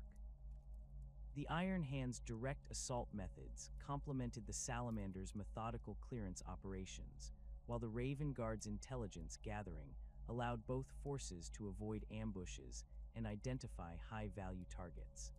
This cooperation reflected the bonds of brotherhood that had been forged during decades of joint operations throughout the Great Crusade. The traitor forces began to show signs of strain as the Loyalist assault pressed deeper into their defensive positions, with some units withdrawing from forward positions rather than risk being overrun by the advancing Marines. However, this apparent weakness masked a more sinister reality, as the withdrawing forces were being repositioned according to predetermined plans that would channel the Loyalists into carefully prepared killing zones deeper within the depression. The true test of the assault was yet to come, as Horus's forces prepared to reveal the full extent of their defensive preparations. The Vox channels crackled with confirmation signals as the second wave of the Loyalist expedition translated from the warp at the outer edges of the Isstvan system. 4 additional Space Marine legions had arrived to support the ongoing assault, their massive fleets emerging from the Empyrean in perfect formation, despite the treacherous warp currents that still plagued the region. The Iron Warriors led the formation aboard their flagship Iron Blood, Perdurabo's vessel bristling with the siege equipment and heavy artillery that had made the 4th Legion infamous throughout the Great Crusade. Behind the Iron Warriors came the Night Lord's fleet, their ships painted in midnight blue and adorned with the skull motifs that had terrorized countless worlds into compliance. The Nightfall, Conrad Kerr's personal vessel, maintained position at the formation center, its sensor arrays already conducting detailed scans of the tactical situation developing around Isstvan V. The Night Haunter's precognitive abilities had been providing disturbing visions of the battle's outcome, images of betrayal and bloodshed that he had shared with none of his brother Primarchs. The Word-Bearers approached in their crimson-hulled vessels, their fleet formations incorporating the ritual patterns that Lorgar had developed during decades of secret chaos worship. The Fidelitas Lex served as the 17th Legion's flagship, its hull decorated with elaborate scriptwork that appeared to be devotional texts, but contained hidden blasphemies that would have horrified loyal Imperial observers. Lorgar himself stood within the ship's cathedral-like command center, conducting final preparations for the betrayal that would soon unfold. The Alpha Legion brought up the rear of the formation, their ships maintaining the unmarked appearance that had become their signature throughout the Great Crusade. The 20th Legion's vessels showed no external signs of their true allegiances, their crews maintaining perfect operational security even as they prepared to reveal their treachery. Alfarius coordinated the fleet's movements from an undisclosed location, his presence distributed among multiple vessels according to his Legion's standard protocols for command redundancy. Ferrus Manus received the second wave's arrival notification while directing Iron Hand's assault operations from a forward command post established among the rocky outcroppings that surrounded landing zone Kappa. The Primarch's augmetic systems processed the tactical implications of the reinforcements' arrival, calculating deployment patterns and support options that would maximize the Loyalist forces' advantages in the coming phase of the battle. The presence of 4 additional legions would provide overwhelming numerical superiority, ensuring that Horus's rebellion would be crushed regardless of the traitors' defensive preparations. The Iron Hands Primarch opened communication channels with the arriving forces, his voice carrying across the Vox networks as he coordinated the expansion of the Loyalist beachhead. Perdurabo's expertise in siege warfare would prove invaluable for reducing the remaining traitor strongholds, while the Night Lord's terror tactics could demoralize defending forces and encourage surrenders that might otherwise require costly assaults. The Word-Bearer's reputation for ideological warfare made them ideal for countering whatever heretical propaganda Horus might be using to maintain his followers' loyalty. Perdurabo's response came through encrypted channels, the Lord of Iron's voice betraying none of the bitter resentment that had driven him to embrace Horus's rebellion. The Iron Warriors Primarch reported his legion's readiness to begin immediate deployment operations, their siege equipment and heavy artillery prepared for rapid emplacement once suitable positions could be identified. The 4th Legion's Thunderhawk squadrons were already launching reconnaissance flights to survey the tactical situation and identify optimal firing positions for their massive guns. The Iron Warriors began their descent toward predetermined coordinates on the depression's western rim, their drop pods and heavy landers following approach vectors that would position them to support the ongoing assault operations. Perdurabo had selected positions that would allow his artillery to provide fire support for all 3 primary assault legions while maintaining security for his own forces. The Lord of Iron's tactical planning appeared flawless, his deployment orders reflecting the methodical approach that had made him the Imperium's premier siege warfare specialist. Conrad Kurz acknowledged the deployment orders with characteristic brevity, his communications revealing nothing of the internal struggle between his loyalty to the Emperor and his growing certainty that the Imperium was doomed to fall into darkness.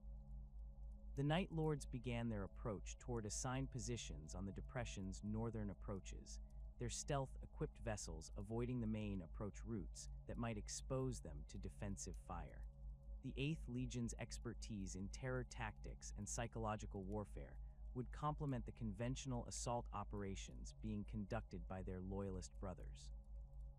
The Night Lords' deployment patterns reflected their Primarch's precognitive insights, as Kurz positioned his forces to exploit weaknesses in the traitor defensive network that conventional reconnaissance had failed to identify.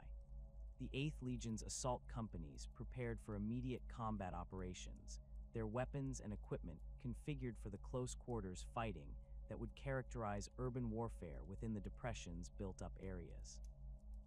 The sight of Night Lords preparing for battle created an atmosphere of anticipation among the Loyalist forces, as the Legion's reputation for swift and decisive action was well known throughout the expedition. Lorger's response to the deployment orders carried undertones of religious fervor that his Loyalist brothers attributed to his well-known devotion to imperial doctrine. The Word-Bearer's Primarch spoke of the righteous crusade against heresy and the Emperor's judgment upon those who had betrayed their oaths, his words carefully chosen to reinforce his apparent loyalty while concealing his true intentions.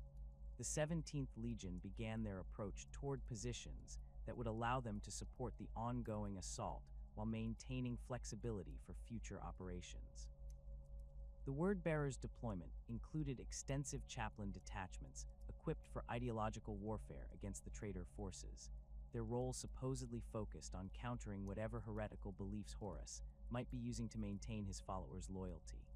These chaplains carried portable shrines and devotional materials that appeared to be standard imperial religious artifacts, but actually contained chaos-corrupted items that would serve their true purpose when the moment for betrayal arrived. The Legion's tactical deployment positioned them to maximize their effectiveness when they revealed their allegiance to the War Master. Alfarius maintained operational security protocols that prevented even his supposed allies from determining his exact location or intentions. The Alpha Legion's communications followed standard Imperial formats while containing hidden meanings that only initiated members could decipher. The 20th Legion's deployment appeared to follow conventional support patterns, with their forces positioned to provide intelligence gathering and infiltration capabilities that would enhance the overall effectiveness of the Loyalist assault. The true nature of their mission remained concealed beneath layers of deception and misdirection. The coordination between first and second wave forces proceeded according to established Imperial doctrine, with the arriving legions integrating their operations with the ongoing assault through careful planning and resource allocation. Forward observers from the Iron Hands, Salamanders, and Raven Guard provided targeting data for the Iron Warriors' artillery, while reconnaissance teams shared intelligence about traitor dispositions and defensive preparations. This cooperation created the impression of a unified command structure working toward common objectives. Ferrus coordinated the expanded assault operations from his forward command post, his tactical displays showing the positions of all 7 legions as they prepared for the final phase of the battle. The Iron Hands Primarch's planning emphasized the importance of maintaining offensive momentum, while the traitor forces remained off balance from the initial assault. The arrival of reinforcements provided opportunities for simultaneous attacks along multiple axes that would prevent Horus's forces from concentrating their defensive efforts effectively. Vulcan reported successful clearance of several bunker complexes within his assigned sector, the Salamanders' methodical approach having reduced multiple strongpoints without suffering significant casualties. The 18th Legion's expertise in siege warfare had proven effective against the traitor fortifications, their flame and melta weapons clearing defensive positions that might have required extensive artillery bombardment to reduce. The Salamanders' progress created opportunities for exploitation that the arriving reinforcements could capitalize upon immediately. Corax provided detailed intelligence reports about traitor movement patterns and defensive preparations, his legion's reconnaissance operations having identified several high-value targets that conventional surveillance had missed. The Raven Guard's stealth capabilities had allowed them to observe traitor command posts and supply depots that could be targeted by the Iron Warriors' artillery or subjected to infiltration attacks by Night Lord's assault teams. This intelligence proved crucial for planning the final assault operations that would break traitor resistance. The 3 Primarchs of the primary assault force conducted tactical discussions through secure communication channels, their planning sessions focusing on the optimal employment of their newly arrived reinforcements. Ferrus advocated for immediate expansion of the assault to take advantage of the numerical superiority that the second wave provided, arguing that overwhelming force applied quickly would minimize casualties among loyalist forces. His tactical analysis emphasized the importance of preventing the traitors from adapting their defensive plans to account for the additional threats they now faced. Vulcan proposed a more methodical approach that would use the Iron Warrior's siege capabilities to systematically reduce the remaining traitor strongholds before committing to a general assault. The Salamander's Primarch's experience in fortress warfare made him acutely aware of the casualties that hasty assaults could inflict, particularly when attacking well-prepared defensive positions. His planning emphasized the importance of using superior firepower to degrade traitor capabilities before exposing loyalist infantry to defensive fire. Corax suggested combining reconnaissance operations with targeted strikes against key installations, using the Night Lord's terror tactics and the Alpha Legion's infiltration capabilities to disrupt traitor command and control systems. The Raven Guard Primarch's analysis identified several critical vulnerabilities in the traitor defensive network that could be exploited through precise application of specialized capabilities rather than brute force assaults. This approach would maximize the expedition's advantages in mobility and surprise while minimizing exposure to prepared defensive fires. The final assault plan incorporated elements from all three approaches, creating a comprehensive strategy that would employ each legion's specialized capabilities while maintaining overall coordination and mutual support. The Iron Warriors would establish artillery positions that could provide fire support for advancing forces while engaging priority targets identified by reconnaissance teams. The Night Lords would conduct infiltration operations designed to create confusion and panic among traitor forces while eliminating key personnel and installations. The Word-Bearers would deploy their chaplain detachments to counter traitor propaganda and encourage defections among Horus's followers who might still harbor doubts about their chosen path. The Alpha Legion would continue their intelligence-gathering operations while preparing for potential sabotage missions against critical infrastructure within the traitor defensive network. This multifaceted approach promised to overwhelm the traitor's ability to respond effectively while providing multiple options for exploitation as opportunities developed. Perturabo began emplacing his legion's heavy artillery in positions that commanded the approaches to the Urgal Depression, his guns trained on the strongest traitor fortifications, while maintaining the ability to shift fires rapidly as tactical situations developed. The Iron Warrior's siege equipment included weapons that had been designed specifically for reducing Space Marine fortifications, their firepower sufficient to penetrate even the strongest defensive installations that the traitors might have constructed.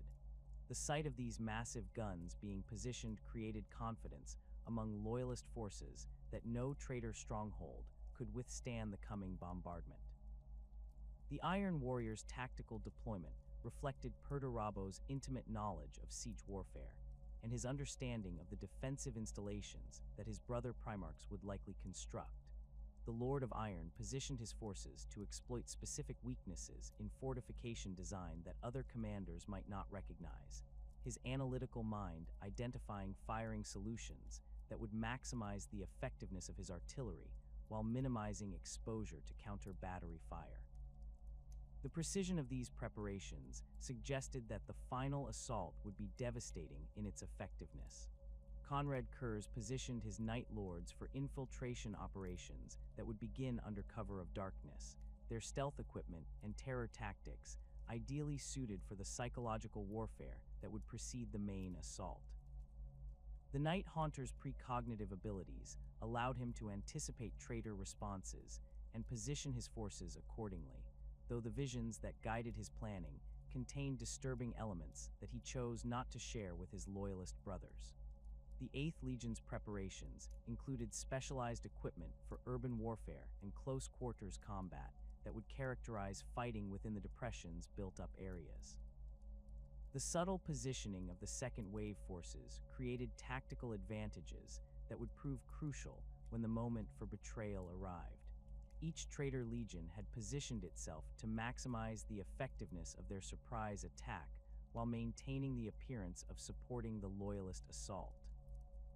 The Iron Warriors' artillery positions commanded not only the traitor strongholds, but also the loyalist landing zones and assembly areas, their guns capable of devastating the primary assault forces if turned against them. The Night Lords occupied positions that would allow them to strike at loyalist command posts and communication centers, disrupting coordination when it would be most desperately needed. The Word-Bearers had deployed their forces to maximize their ability to engage loyalist rear areas and supply lines, their positions offering multiple routes for rapid redeployment once their true allegiances were revealed. The Alpha Legion maintained their characteristic operational flexibility, with forces positioned throughout the battlefield in ways that would allow them to strike at targets of opportunity while maintaining plausible deniability for their actions. The careful coordination of these positions reflected months of planning and preparation that had anticipated exactly this tactical situation. The loyalist primarchs remained focused on their preparations for the final assault against Horus's positions, their planning sessions reflecting confidence in their numerical superiority and the quality of their reinforcements. Ferrus continued to advocate for aggressive action that would bring the battle to a swift conclusion, his desire for vengeance against the traitor Warmaster driving him toward increasingly bold tactical proposals. The Iron Hands Primarch's emotional investment in the battle's outcome was beginning to affect his judgment in ways that more cautious commanders might have avoided. The stage was set for the greatest betrayal in human history, as loyalist and traitor forces maneuvered into positions that would determine the fate of the Imperium itself. The careful deceptions and subtle positioning that had characterized the traitor preparations were about to be revealed in a moment of treachery that would shatter the bonds of brotherhood that had held the Space Marine legions together since their creation. The Urgal Depression would soon become a killing field where the Emperor's most trusted sons would turn their weapons against each other in a conflict that would consume the galaxy in civil war. The Iron Warriors' artillery opened fire at precisely 14:27 Terran Standard, their massive guns sending shells screaming across the Urgal Depression toward the traitor positions with devastating accuracy. Perdurabo had calculated the firing solutions personally, his analytical mind identifying the optimal impact points that would maximize destruction while minimizing the risk to loyalist forces advancing through the lower approaches. The thunderous roar of the bombardment echoed across the rocky highlands as high explosive shells detonated among the bunker complexes that had sheltered Horus's defenders throughout the initial assault phase. Ferrus Manus watched the artillery barrage from his forward command position, satisfaction evident in his augmetic features as traitor strongholds disappeared in clouds of pulverized rock and twisted metal. The Iron Hands Primarch had coordinated this bombardment personally with Perdurabo, their tactical discussions focusing on the precise timing and targeting that would allow loyalist forces to exploit the chaos immediately following the initial strikes.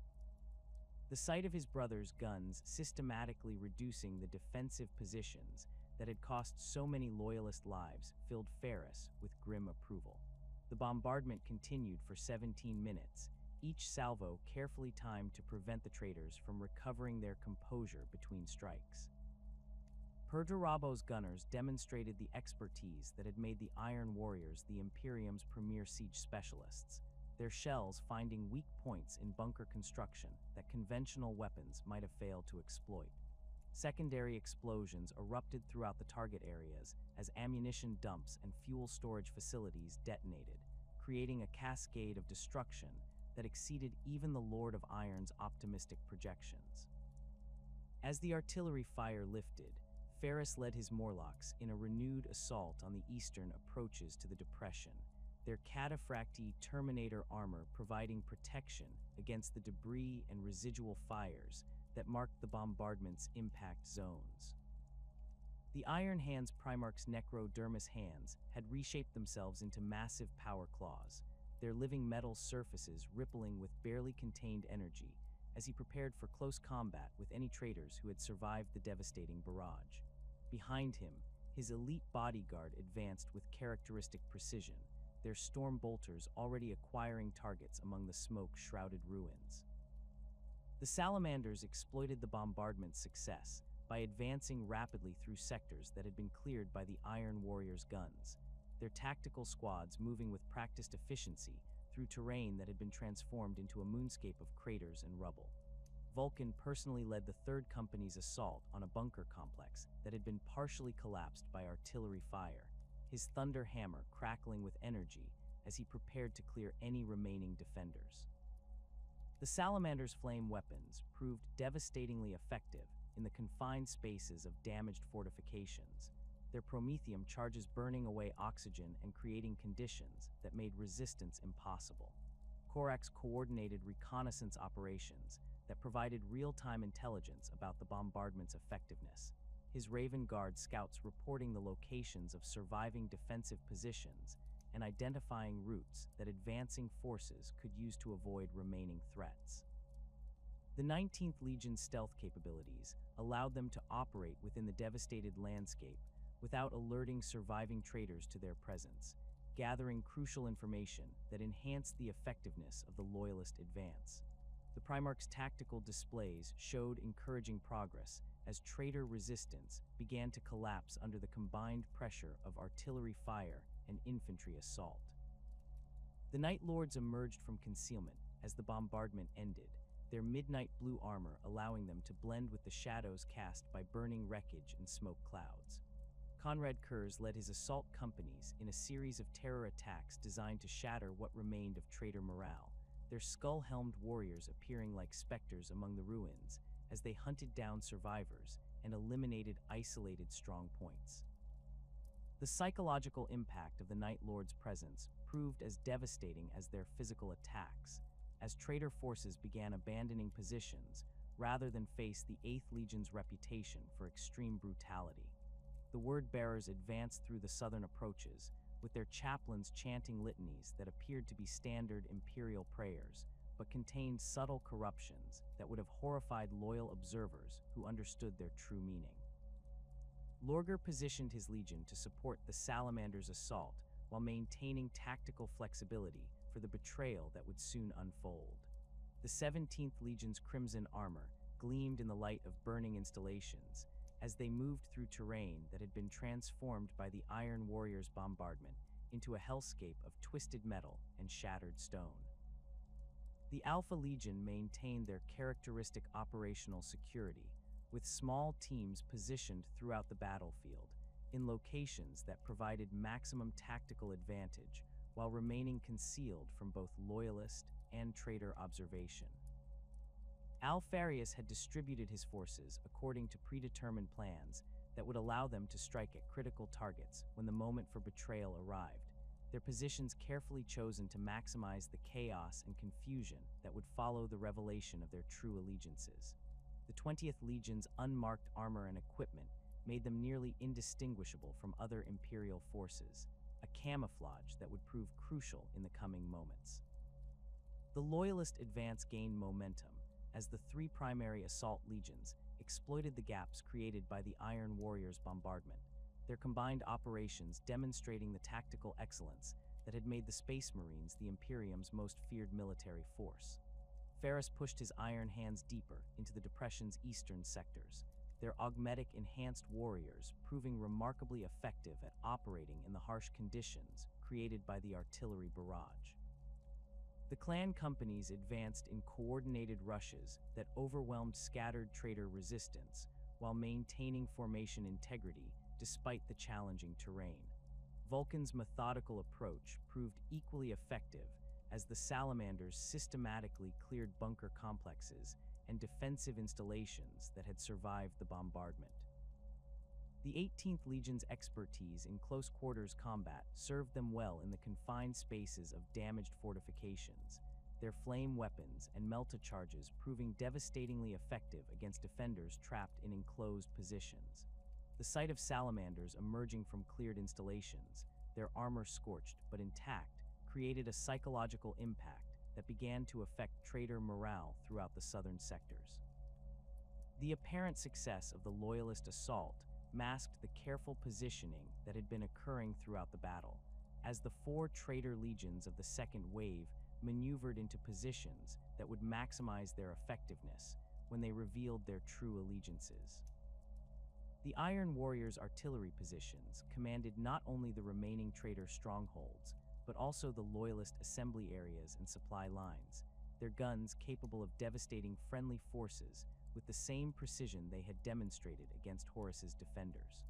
Perdurabo's tactical planning had accounted for every aspect of the betrayal, positioning his forces to achieve maximum surprise while maintaining plausible operational cover.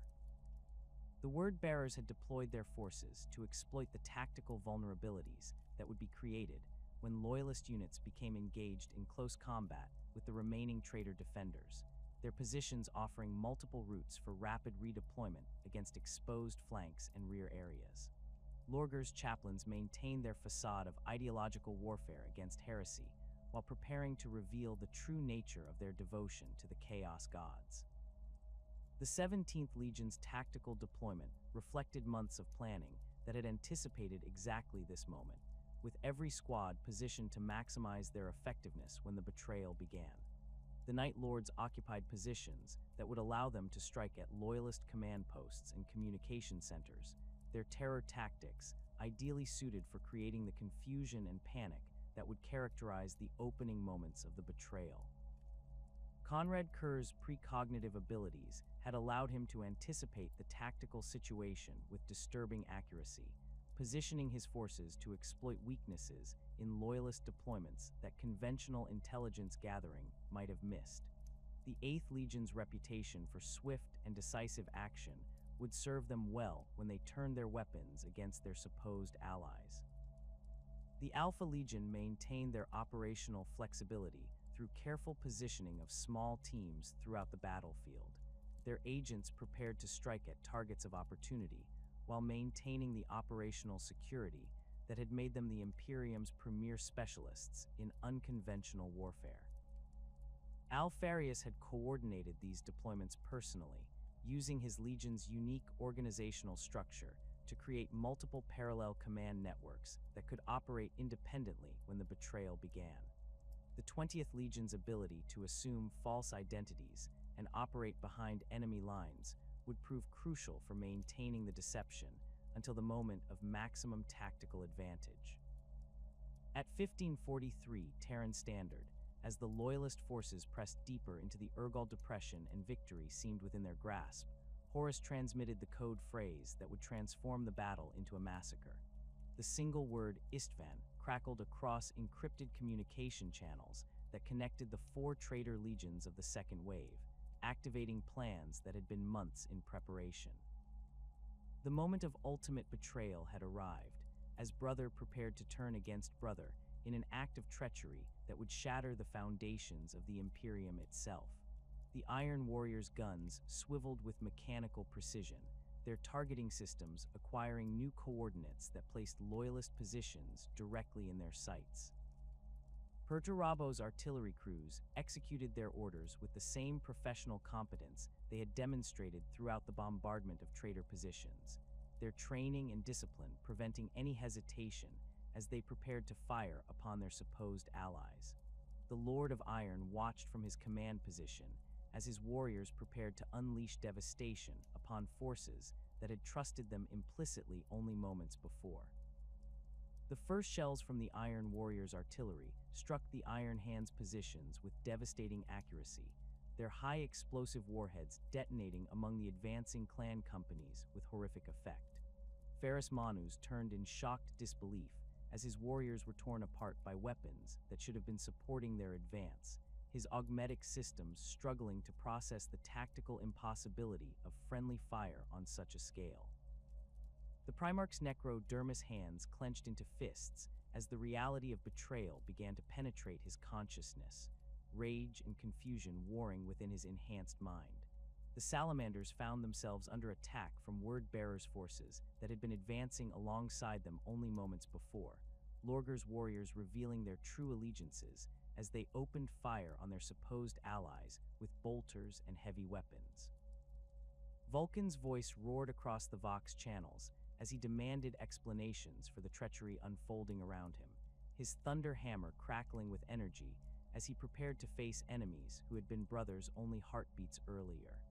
The 18th Legion's disciplined formations began to dissolve as they found themselves caught between the remaining traitor defenders and the Word-Bearer's assault from their flanks.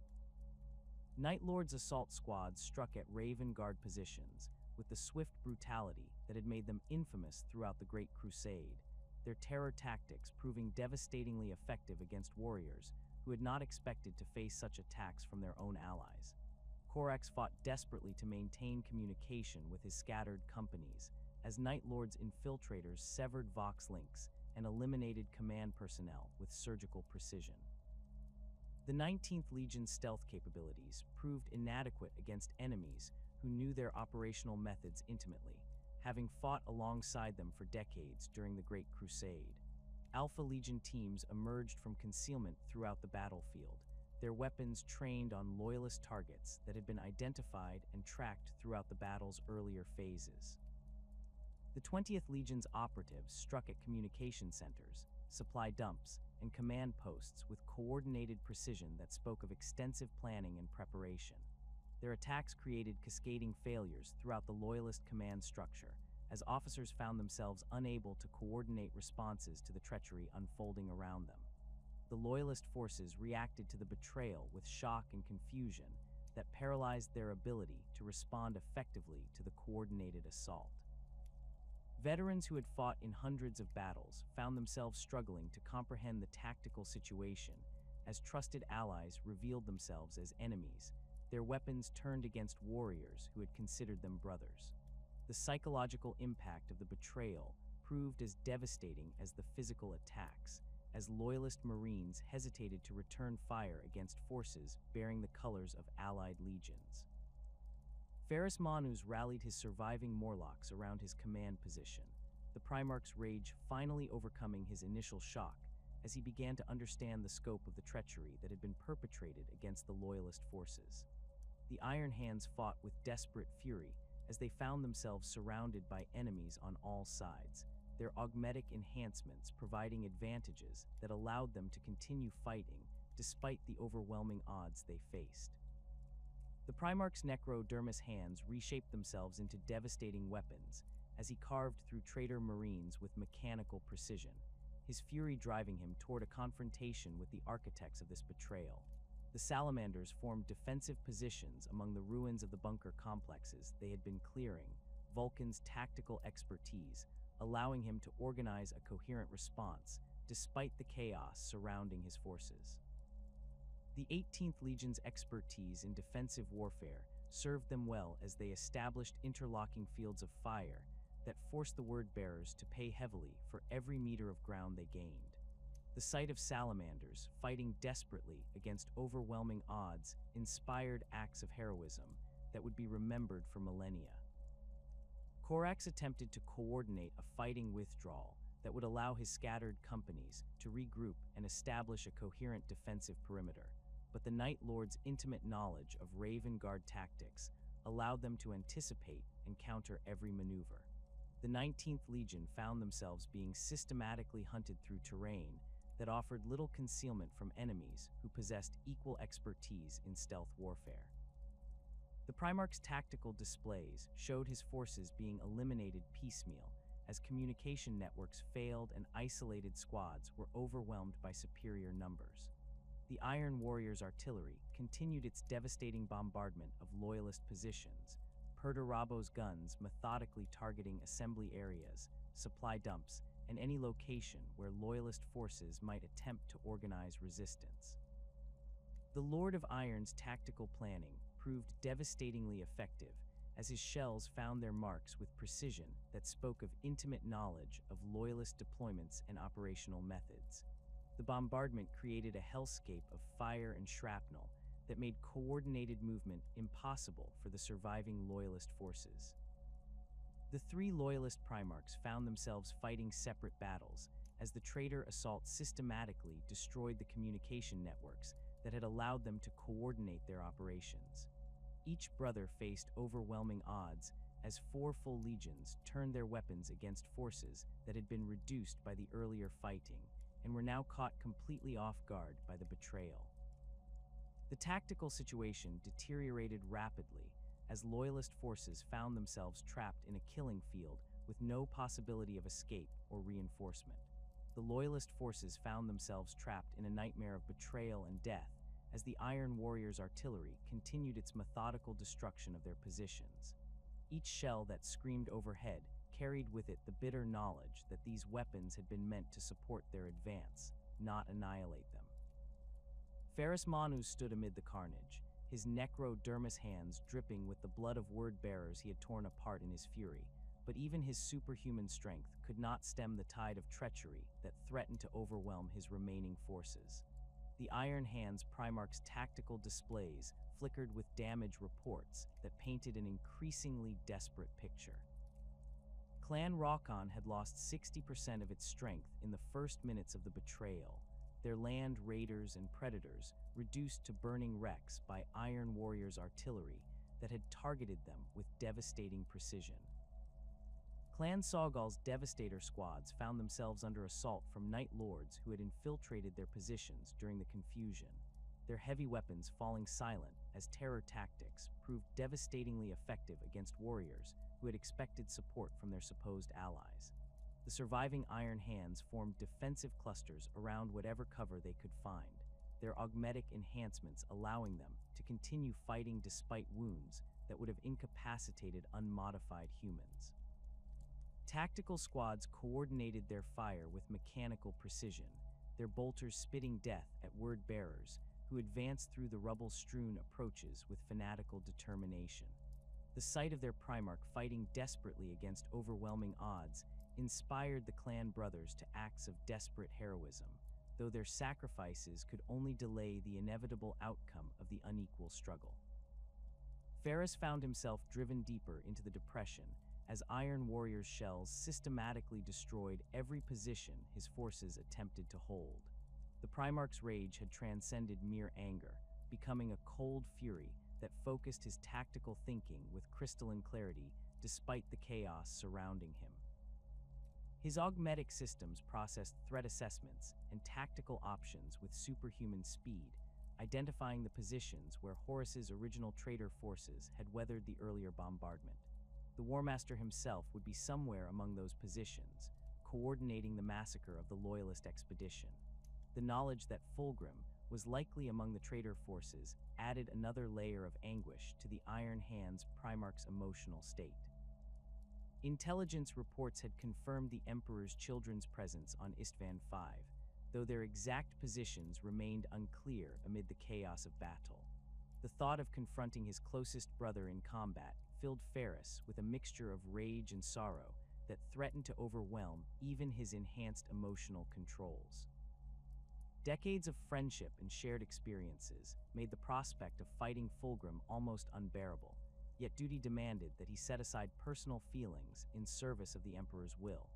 Vulcan's situation had become equally desperate as Word-Bearer's forces pressed their assault with fanatical intensity, their crimson armor gleaming in the light of burning wreckage as they advanced through terrain that had been transformed into a hellscape of twisted metal and shattered stone. The Salamanders' Primarch fought with his thunder-hammered Dawnbringer, the weapon's energy field crackling as it pulverized traitor Marines who had once called him brother. The 18th Legion's defensive positions among the ruined bunker complexes provided some protection, but their ammunition supplies were dwindling rapidly under the sustained assault. The Salamanders' expertise in defensive warfare allowed them to extract a heavy price from their attackers, their flame weapons proving devastatingly effective in the confined spaces of the damaged fortifications. Tactical squads coordinated their fire to create overlapping fields of death that forced the word-bearers to advance through carefully channeled approaches, their disciplined volleys cutting down traitors who exposed themselves to concentrated fire. The sight of Salamanders fighting desperately against impossible odds created a psychological impact that began to affect even the fanatical word-bearers, though Lorgar's chaplains maintained their warriors' morale through constant chanting of corrupted litanies. Corax faced perhaps the most insidious threat as Night Lord's hunting packs systematically eliminated his scattered companies through terror tactics that exploited their intimate knowledge of Raven Guard operational methods. The 19th Legion's stealth capabilities proved inadequate against enemies who had fought alongside them for decades, their usual advantages in reconnaissance and infiltration neutralized by opponents who understood their techniques perfectly. The Primarch's attempts to coordinate a fighting withdrawal were frustrated by the systematic destruction of communication networks, leaving isolated squads to face overwhelming odds without support or coordination.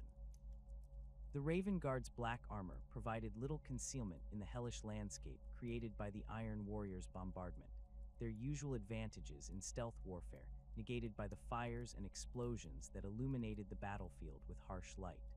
Night Lord's assault squads struck from multiple directions simultaneously, their skull-helmed warriors appearing like specters of death among the ruins as they hunted down survivors with methodical precision. The psychological impact of facing former allies who had embraced terror as a weapon proved as devastating as the physical attacks, as Raven Guard Marines found themselves hesitating to engage enemies who bore the colors of a loyalist legion. The Iron Warrior's artillery shifted its targeting patterns to prevent any possibility of loyalist forces regrouping or establishing coherent defensive positions. Perturabo's gunners demonstrated their mastery of indirect fire as they walked their barrages through areas where loyalist survivors might attempt to rally, their shells arriving with mechanical precision that spoke of decades of experience in siege warfare. The Lord of Iron's tactical planning proved devastatingly effective as his bombardment created a moving wall of destruction that herded the surviving loyalists toward predetermined killing zones. Alpha Legion operatives emerged from concealment throughout the battlefield, their weapons trained on specific targets that had been identified and tracked throughout the battle's earlier phases. The 20th Legion's strikes against communication centers and command posts created cascading failures that prevented loyalist forces from coordinating any effective response to the betrayal. Their attacks demonstrated the extensive intelligence gathering that had preceded the ambush, as they eliminated key personnel and destroyed critical equipment with surgical precision that spoke of months of preparation. The systematic nature of the betrayal became increasingly apparent as the loyalist forces found themselves facing coordinated attacks that exploited every weakness in their tactical deployment. The four traitor legions had positioned themselves to achieve maximum surprise while maintaining overlapping fields of fire that prevented escape or regrouping. The precision of their coordination suggested extensive planning and rehearsal, with contingencies prepared for every possible loyalist response to the treachery.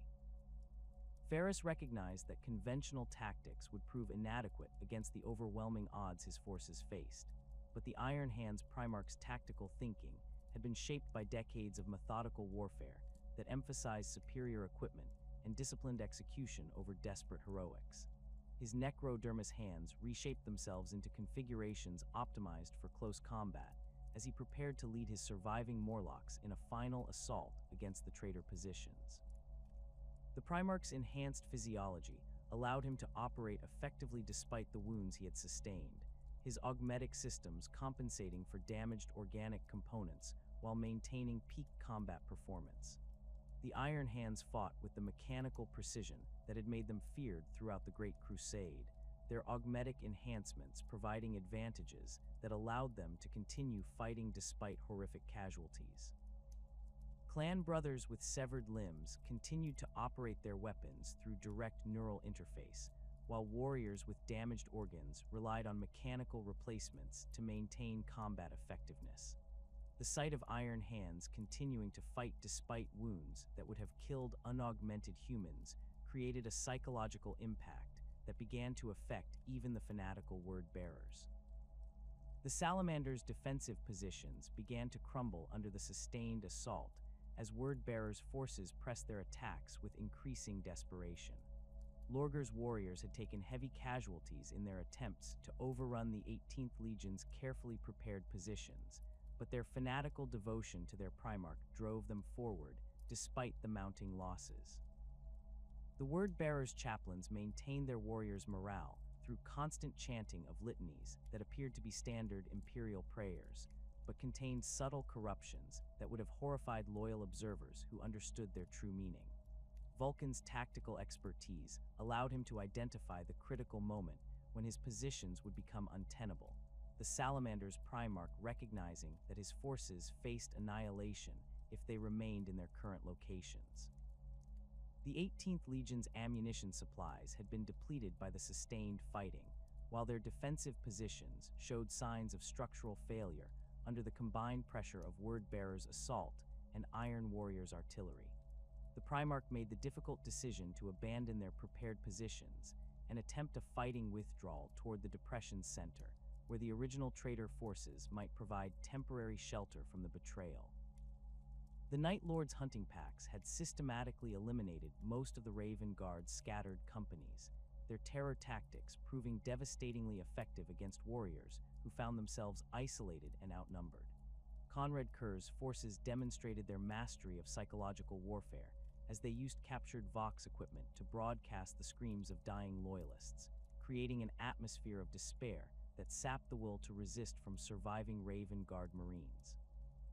The 8th Legion's reputation for extreme brutality served them well as they eliminated pockets of resistance with methodical efficiency. Corax found himself leading a dwindling band of survivors through terrain that offered little concealment from enemies who possessed equal expertise in stealth warfare. The Raven Guard Primarch's tactical displays showed his forces being eliminated piecemeal as Night Lord's assault squads struck from multiple directions simultaneously, their coordinated attacks preventing any possibility of organized resistance. The systematic nature of the hunting operation suggested extensive planning and preparation, with every possible escape route anticipated and covered by waiting ambush teams. The 3 Loyalist Primarchs began to converge on the Depression Center as their separate battles forced them toward the same general area. The tactical situation had deteriorated beyond any possibility of conventional military success, but the proximity of Horus's original positions offered the prospect of confronting the architects of this betrayal directly. Ferrus led his surviving Iron Hands toward the positions where intelligence reports suggested the Sons of Horus had established their command centers, his desire for vengeance against the traitor Warmaster overriding more cautious strategic considerations. The Emperor's Children positions became visible through the smoke and flames that shrouded the Depression's floor, their purple and gold armor gleaming despite the dust and debris that filled the air. Fulgrim's warriors had maintained their positions throughout the Loyalist assault and the subsequent betrayal, their defensive installations incorporating the artistic elements that had become their legion's signature. The sight of these positions filled Ferrus with a mixture of rage and sorrow as he recognized the perversion of craftsmanship ideals that had once bound him to his brother Fulgrim. The Iron Hands Primarch's enhanced vision detected movement among the Emperor's Children positions, his augmetic systems identifying individual figures despite the obscuring effects of smoke and dust. The distinctive silhouette of a Primarch became visible among the defensive works, the elegant proportions and graceful movement patterns unmistakably identifying Fulgrim despite the distance and poor visibility. The sight of his closest brother among the traitor forces confirmed Ferrus's worst fears about the scope of the betrayal that had been perpetrated against the Loyalist expedition. The knowledge that he would soon face Fulgrim in combat filled the Iron Hands Primarch with emotions that threatened to overwhelm his enhanced psychological conditioning. Decades of friendship and shared experiences made the prospect of fighting his brother almost unbearable, yet the evidence of treachery demanded that he set aside personal feelings in service of duty and vengeance. Ferrus's necrodermis hands clenched into fists as he prepared for a confrontation that would test not only his combat skills, but his emotional resilience in ways that no previous battle had demanded. The surviving Loyalist forces found themselves being herded toward the Depression Center by the coordinated attacks of the 4 traitor legions, their tactical options narrowing with each passing moment as escape routes were systematically eliminated. The Iron Warrior's artillery continued its devastating bombardment of any position where Loyalists might attempt to rally, while Night Lord's hunting packs eliminated isolated survivors with ruthless efficiency. The Word-Bearers pressed their assault with fanatical intensity, their crimson armor gleaming in the light of burning installations as they advanced through terrain littered with the bodies of their former brothers. The Alpha Legion maintained their operational security even as they participated in the massacre, their operatives striking at targets of opportunity while maintaining the deception that had allowed them to infiltrate Loyalist positions so effectively. The 20th Legion's ability to assume false identities and operate behind enemy lines proved crucial for maintaining confusion among the surviving Loyalists, as their attacks came from directions that should have been secure. The systematic elimination of communication networks and command personnel created a tactical situation where organized resistance became impossible. Ferrus Manus pressed forward through the chaos with single-minded determination, his surviving Morlocks forming a protective wedge around their Primarch as they fought their way toward the Emperor's Children positions. The Iron Hands fought with desperate fury as they carved through word-bearers and Sons of Horus who attempted to block their advance, their augmetic enhancements providing advantages that allowed them to continue fighting despite horrific casualties. The sight of their Primarch leading them toward what appeared to be certain death inspired the clan brothers to acts of heroism that would be remembered for millennia, though few would survive to tell the tale. The Primarch's tactical systems identified the optimal route toward Fulgrim's position, his enhanced processing capabilities calculating approach vectors that would minimize exposure to defensive fire while maximizing the shock value of his assault. The Necrodermis hands had reshaped themselves into configurations optimized for the close combat that would characterize the coming confrontation, their living metal surfaces rippling with barely contained energy as they prepared for battle against another Primarch. The Iron Hands' advance gained momentum as they approached the Emperor's Children positions, their desperate charge carrying them through defensive fire that would have stopped conventional forces. The Salamander's Primarch found himself cut off from the main body of his legion, as Word-Bearers' assault squads pressed their attack with renewed ferocity, their crimson armor gleaming through the smoke that billowed across the depression floor. Vulcan's Thunder Hammer Dawnbringer had claimed dozens of traitor lives, but the weight of numbers was beginning to tell, as Lorgar's warriors coordinated their attacks with tactical precision that belied their apparent fanaticism. The 18th Legion's defensive positions had been systematically reduced by Iron Warriors' artillery, forcing the survivors into an increasingly desperate fighting withdrawal toward the center of the Urgal Depression. Captain Artellus Numian led the surviving elements of the Pyre Guard in a desperate attempt to reach their Primarch, the elite Terminators carving through Word-Bearers' positions with flamers and thunder hammers that left trails of destruction in their wake. The Salamanders had maintained their discipline despite the chaos surrounding them, their tactical squads providing covering fire, while assault units cleared obstacles that blocked their advance. The sight of their Primarch fighting alone against overwhelming odds drove the 18th Legion to acts of heroism that would have been remarkable even by Astartes standards, though their sacrifices could only delay the inevitable outcome.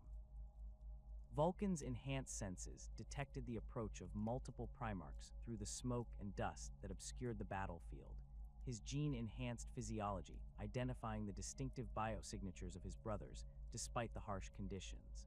The distinctive purple and gold of Emperor's Children armor became visible through the haze, accompanied by the sea green of Sons of Horus warriors who had emerged from their fortified positions to participate in the final phase of the massacre. The Salamander's Primarch recognized that his tactical situation had become untenable, but his concern for the surviving members of his legion prevented him from attempting to disengage from the combat. The Word-Bearers had positioned heavy weapons teams in elevated positions that commanded the approaches to the Depression's center, their missile launchers and las cannons engaging Salamander's vehicles that attempted to provide fire support for their beleaguered infantry. Lorgar's tactical planning had anticipated the loyalist response to the betrayal, positioning his forces to exploit the confusion and shock that would paralyze their ability to coordinate effective resistance. The 17th Legion's chaplains maintained their warriors' morale through constant chanting of litanies that contained corrupted elements designed to invoke the favor of the Chaos Gods. Captain Numian's Terminators reached Vulcan's position just as a coordinated assault by 3 Word-Bearers' tactical squads threatened to overwhelm the Primarch's defenses. The Pyre Guard's arrival provided crucial fire support that allowed Vulcan to disengage from close combat and assess the tactical situation more clearly. The Salamander's Primarch's enhanced vision revealed the full extent of the betrayal as he observed Iron Warriors' artillery systematically targeting loyalist positions, while Night Lords' hunting packs eliminated isolated survivors with ruthless efficiency. The realization that 4 entire legions had turned traitor struck Vulcan with the force of a physical blow. His enhanced emotional processing struggling to comprehend the magnitude of the betrayal that had been perpetrated against the expedition. The Salamanders Primarch had considered many of these warriors to be brothers, their shared experiences during the Great Crusade creating bonds that he had believed to be unbreakable.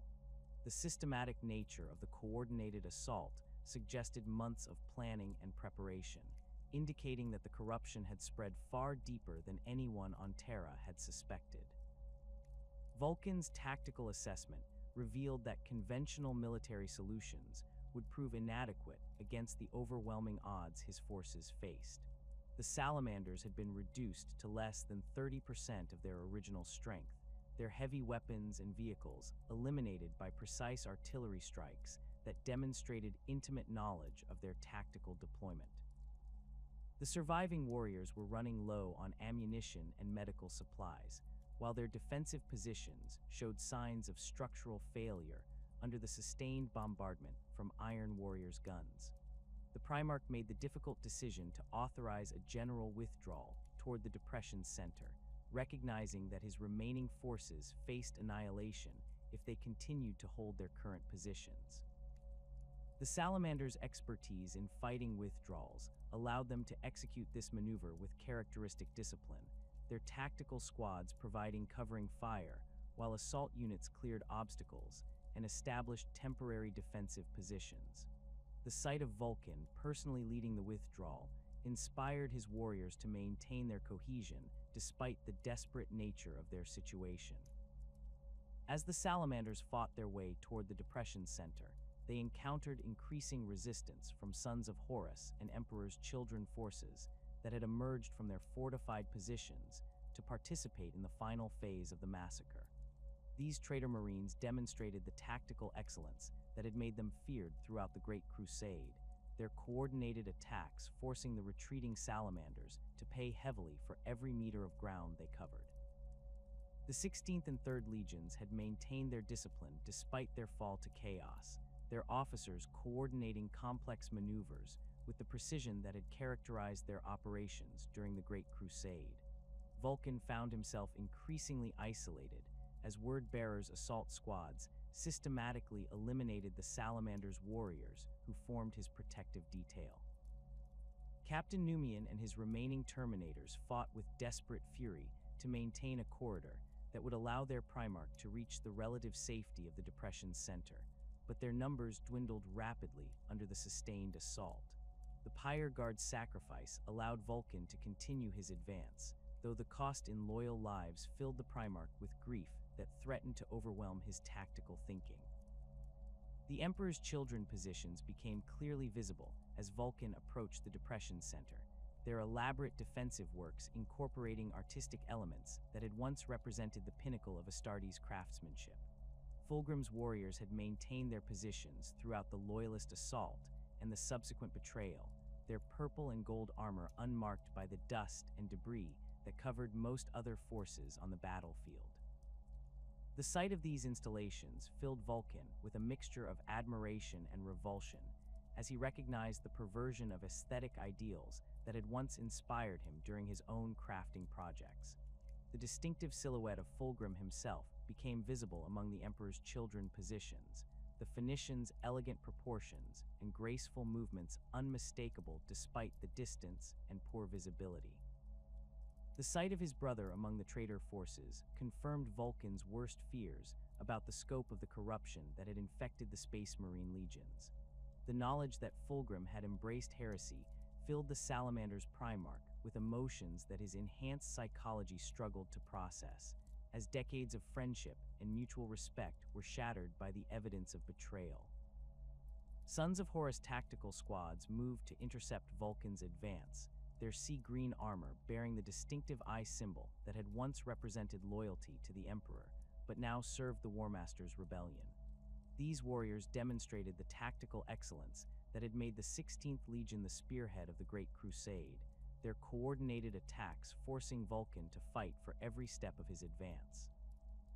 The Sons of Horus had positioned themselves to exploit the terrain advantages offered by the Depression's rocky floor, using natural cover and prepared positions to maximize their defensive effectiveness.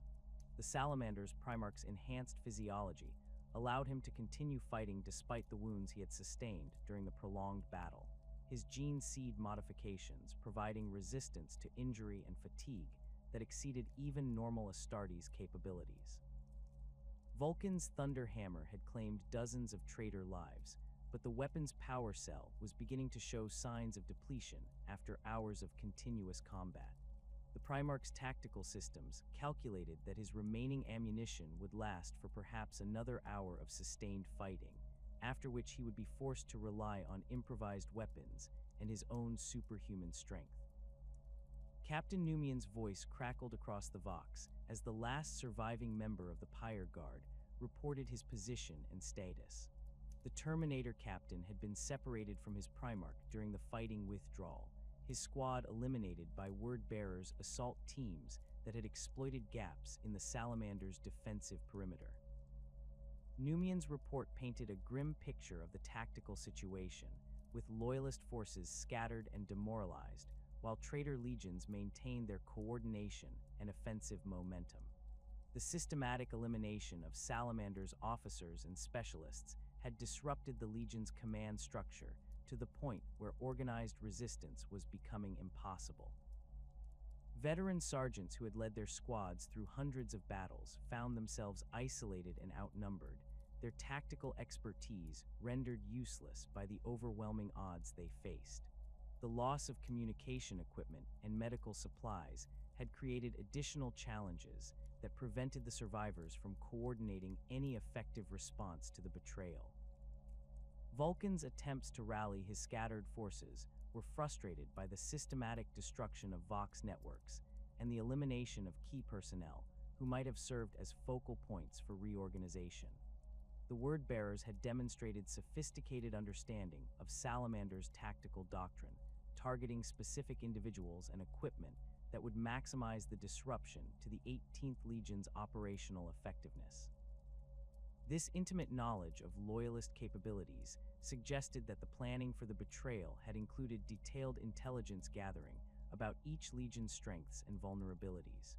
The Primarch found himself facing a coordinated assault by multiple sons of Horus tactical squads, their bolters spitting death as they advanced through the rocky terrain with practiced precision. Vulcan's enhanced reflexes allowed him to dodge most of the incoming fire, but several rounds found their mark despite his superhuman agility. The Primarch's armor showed signs of damage from the sustained combat, its ceramic plate scarred by Law's bolt impacts and shrapnel from nearby explosions. As Vulcan fought his way deeper into the depression, he encountered increasing numbers of Emperor's Children warriors who had emerged from their defensive positions to participate in the massacre.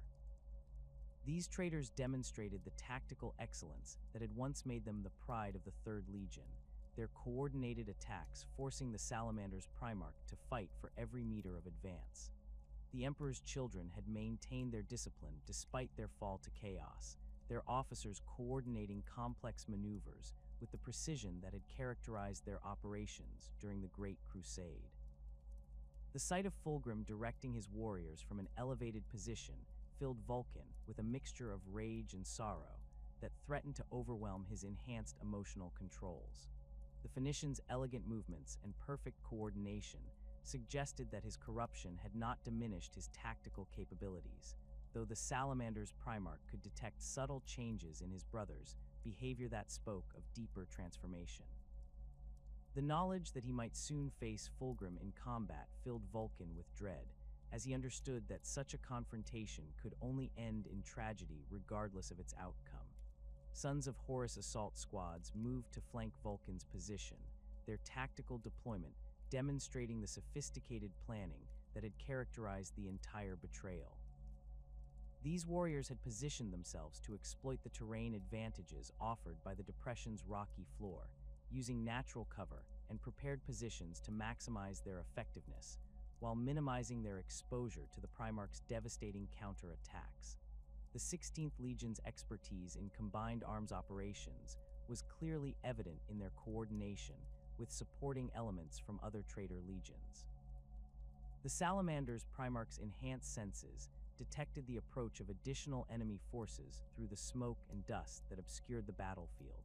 His gene-enhanced physiology identifying the distinctive biosignatures of Astartes warriors despite the harsh conditions. Word-bearers' tactical squads were moving to cut off his line of retreat, while Emperor's Children assault teams prepared to engage him from multiple directions simultaneously. The tactical situation had deteriorated to the point where escape seemed impossible, but Vulcan's concern for his surviving warriors prevented him from abandoning the field, while any Salamanders remained alive.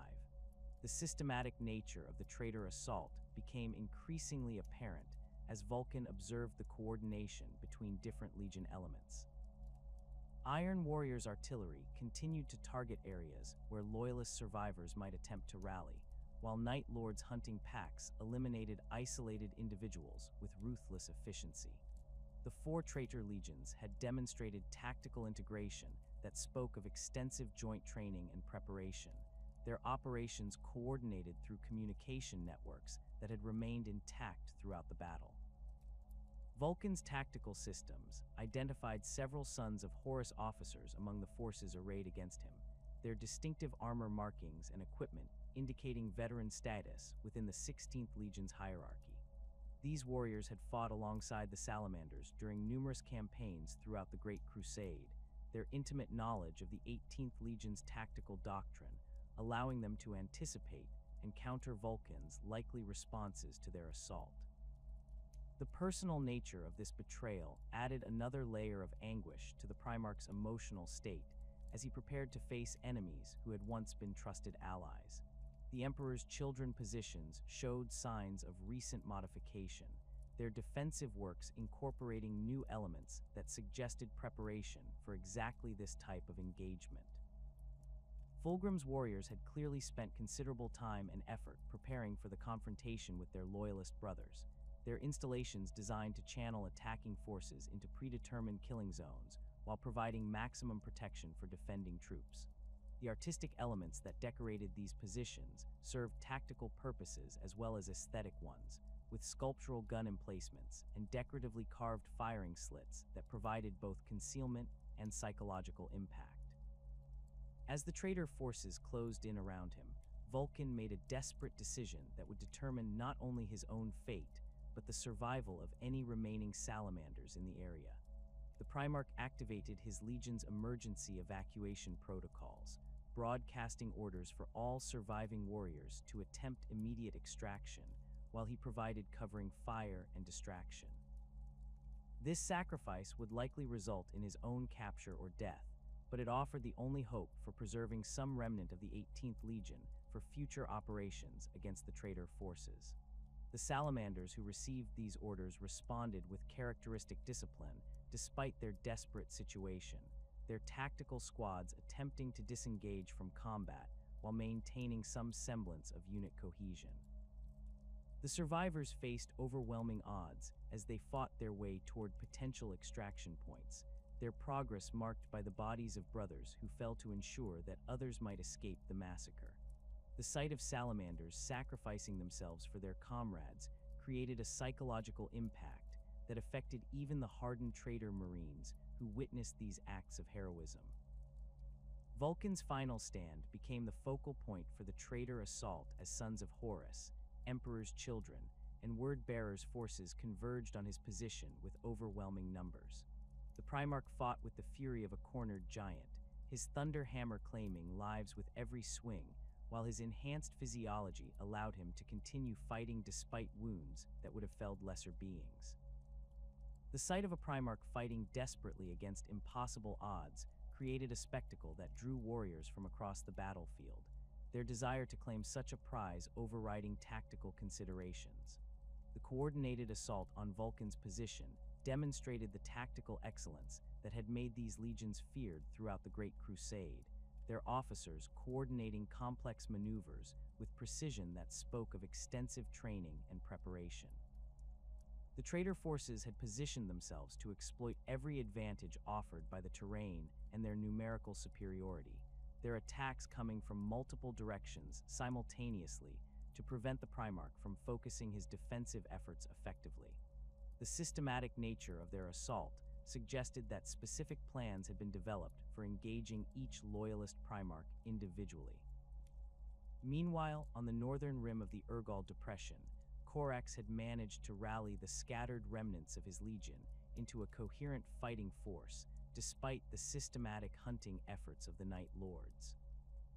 The Raven Guard Primarch's tactical genius had allowed him to identify weaknesses in the traitor deployment that conventional observation might have missed. His enhanced analytical capabilities, processing information from multiple sources to develop a comprehensive understanding of the battlefield situation.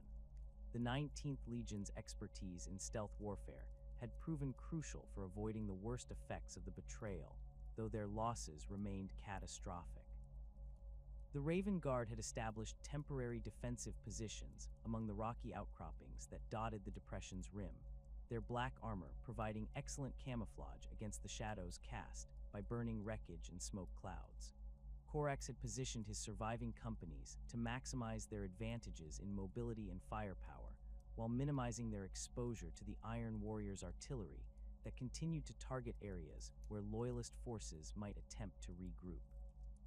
The Primarch's tactical planning emphasized the importance of maintaining unit cohesion while preparing for an organized withdrawal from the killing field.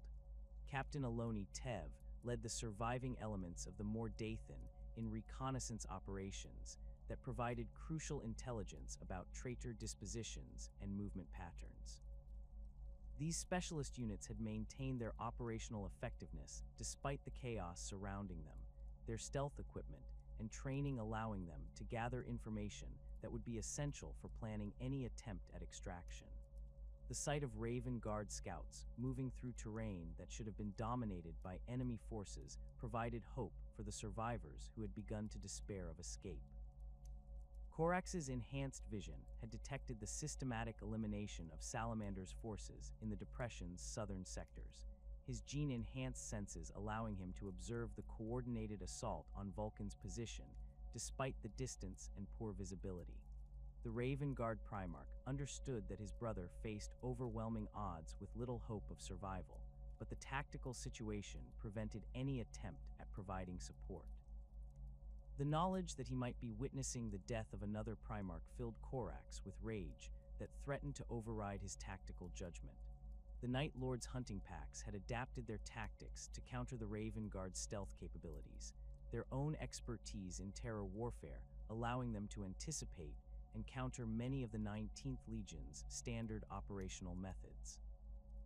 Conrad Kerr's warriors had positioned themselves to exploit the psychological impact of their reputation, using captured Vox equipment to broadcast the screams of dying Loyalists in an attempt to demoralize surviving Raven Guard Marines. The 8th Legion's systematic approach to psychological warfare demonstrated their understanding of the factors that influenced Astartes' morale and combat effectiveness. The Raven Guard's ammunition supplies had been severely depleted by the prolonged fighting, their tactical squads forced to conserve rounds while maintaining defensive fires against probing attacks by Night Lord's assault teams. Corax had implemented strict fire discipline protocols that maximized the effectiveness of their remaining munitions, while ensuring that each squad retained sufficient ammunition for a fighting withdrawal.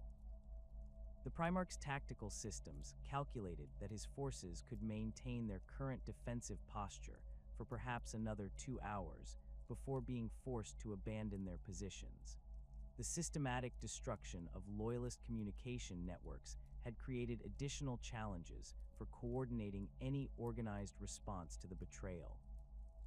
Corax found himself unable to establish contact with either Ferris or Vulcan, his attempts to coordinate joint operations frustrated by the elimination of key relay stations and the jamming of remaining Vox channels.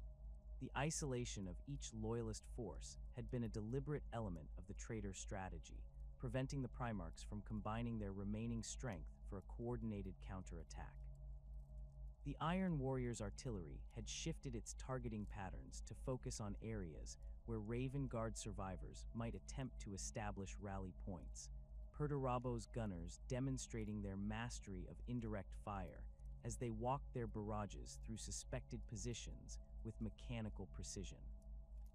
The Lord of Iron's tactical planning had anticipated the likely responses of each Loyalist legion to the betrayal, positioning his guns to maximize their effectiveness against forces attempting to regroup or coordinate resistance efforts. Corax recognized that conventional military solutions would prove inadequate against the overwhelming odds his forces faced, but the Raven Guard Primarch's experience during the liberation of Deliverance had taught him that superior tactics could overcome significant disadvantages in numbers and equipment. The 19th Legion's expertise in guerrilla warfare and fighting withdrawals provided options that might allow at least some survivors to escape the massacre, though such operations would require sacrificing the majority of his remaining forces to ensure that a core of veterans could carry word of the betrayal back to Terra. The Primarch's tactical assessment identified several potential extraction routes that might allow small groups of Raven Guard to escape the Isstvan system, though reaching these positions would require fighting through multiple layers of traitor forces while avoiding the systematic bombardment that continued to target loyalist movements. The success of such operations would depend on maintaining operational security while coordinating complex maneuvers across terrain that offered little concealment from enemy observation. The psychological impact of abandoning the battlefield while his brothers faced annihilation created additional challenges that Corax's enhanced emotional controls struggled to process. The systematic hunting of loyalist survivors began within minutes of the initial betrayal, as traitor forces deployed across the Urgal Depression with methodical precision that spoke of extensive preparation. Iron Warriors' tactical squads moved through the rubble-strewn landscape like mechanical predators, their augmetic sensors scanning for the heat signatures and bio-readings that would betray hidden loyalists. The 4th Legion's expertise in siege warfare had taught them to clear fortified positions with thoroughness that left no hiding place unexplored, and they applied these same principles to the grim task of eliminating survivors who might escape to carry word of the massacre back to Terra. Perturabo coordinated the hunting operations from his elevated command position, the Lord of Iron's analytical mind processing tactical data with the same cold efficiency he had once applied to reducing enemy strongholds. His battle cant directives reached every Iron Warriors unit across the battlefield, their encrypted communications ensuring that no sector remained uncovered while preventing loyalist survivors from intercepting intelligence about the search patterns. The Primarch's tactical displays showed the methodical progress of his forces as they eliminated pockets of resistance and sealed potential escape routes with overlapping fields of fire. The Word-Bearers had assumed responsibility for the Depression's southern sectors, their crimson-armored squads advancing through terrain that had been transformed into a hellscape of twisted metal and burning wreckage. Lorger's warriors demonstrated the same fanatical determination that had characterized their assault on the Salamanders' positions, their chaplains chanting corrupted litanies that invoked the favor of the Chaos Gods while maintaining their troops' morale for the unpleasant work ahead. The 17th Legion's expertise in ideological warfare proved valuable for identifying loyalists who might attempt to blend in with traitor forces or civilian populations. Night Lords' hunting packs had dispersed throughout the northern approaches, their terror tactics proving devastatingly effective against isolated survivors who lacked the numbers or coordination to mount organized resistance.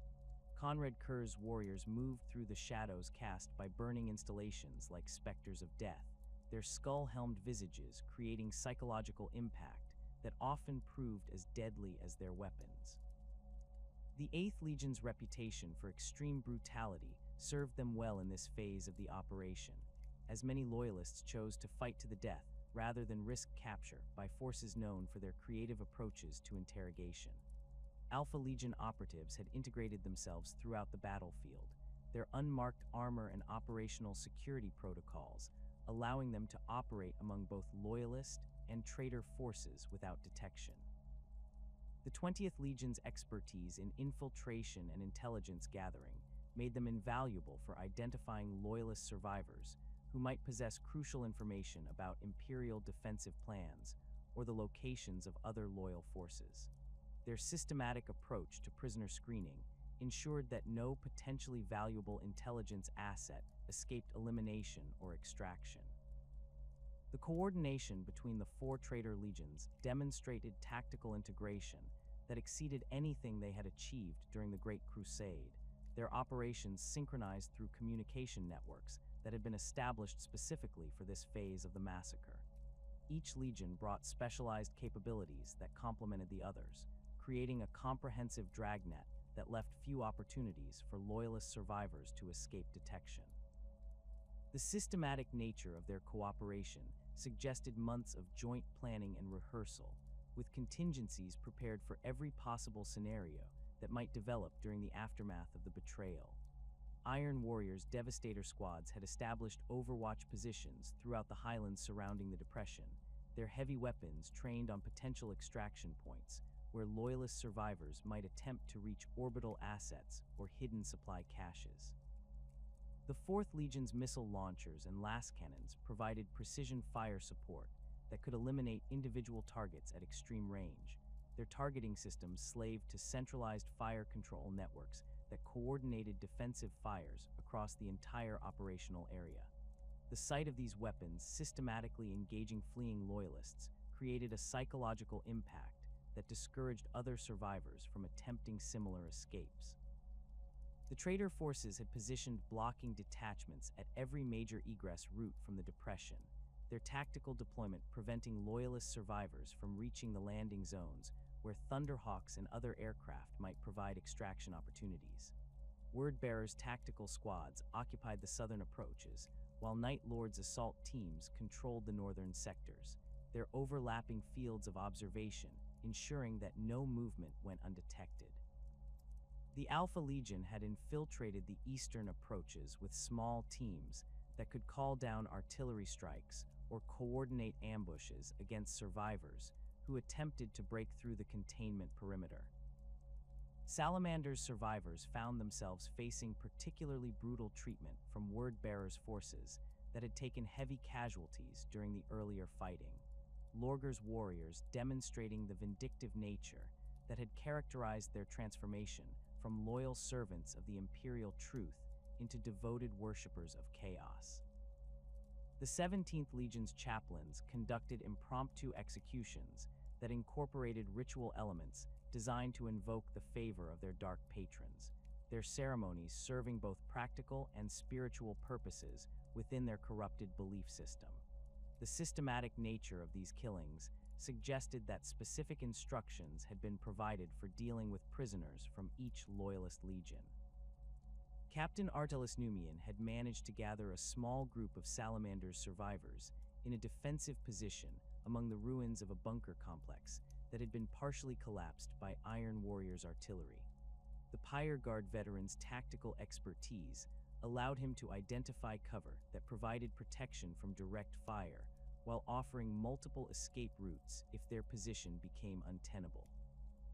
The Salamanders under his command maintained their discipline despite the desperate nature of their situation, their flame weapons providing effective close-range firepower against Wordbearers' assault teams that attempted to overrun their position. The systematic elimination of Salamanders' officers and specialists had disrupted the 18th Legion's command structure to the point where organized resistance required extraordinary leadership from surviving veterans. Numian's small force represented one of the few coherent units that remained operational, their tactical coordination allowing them to hold their position against repeated assaults while conserving ammunition and medical supplies. The captain's enhanced senses detected the approach of additional enemy forces through the smoke and debris that obscured the battlefield, his gene-enhanced physiology identifying the distinctive biosignatures of Astartes' warriors despite the harsh conditions. Wordbearers' tactical squads had surrounded the Salamanders' position with methodical precision, their deployment preventing escape while maintaining sufficient standoff distance to avoid the devastating effects of flame weapons in close combat. Lorgar's warriors demonstrated patience that contradicted their earlier fanatical assaults, their officers coordinating siege tactics that would reduce the loyalist stronghold without exposing their own forces to unnecessary casualties. The 17th Legion's expertise in attrition warfare was clearly evident in their tactical deployment, as they positioned heavy weapons and support elements to maintain sustained pressure on the defenders. The Iron Hands survivors faced equally systematic hunting by Iron Warriors forces that possessed intimate knowledge of their tactical doctrine and equipment capabilities. Perdurabo's warriors had identified the locations where clan companies might attempt to establish rally points, their artillery strikes eliminating these positions before significant numbers of loyalists could gather. The 4th Legion's methodical approach to siege warfare translated effectively to the task of eliminating scattered survivors, their tactical squads advancing through the battlefield with mechanical precision that left no hiding place unexplored. Clan Raukon's surviving vehicles had been systematically targeted by Iron Warriors' anti-tank teams that possessed detailed knowledge of their armor configurations and tactical employment. The 10th Legion's land raiders and predators had been reduced to burning wrecks through coordinated attacks that exploited specific vulnerabilities in their defensive systems, their crews eliminated by precision strikes that prevented any possibility of recovery or repair. The sight of Iron Hands' armor burning throughout the Depression created a psychological impact that affected the morale of surviving loyalists who had relied on these vehicles for fire support and mobility.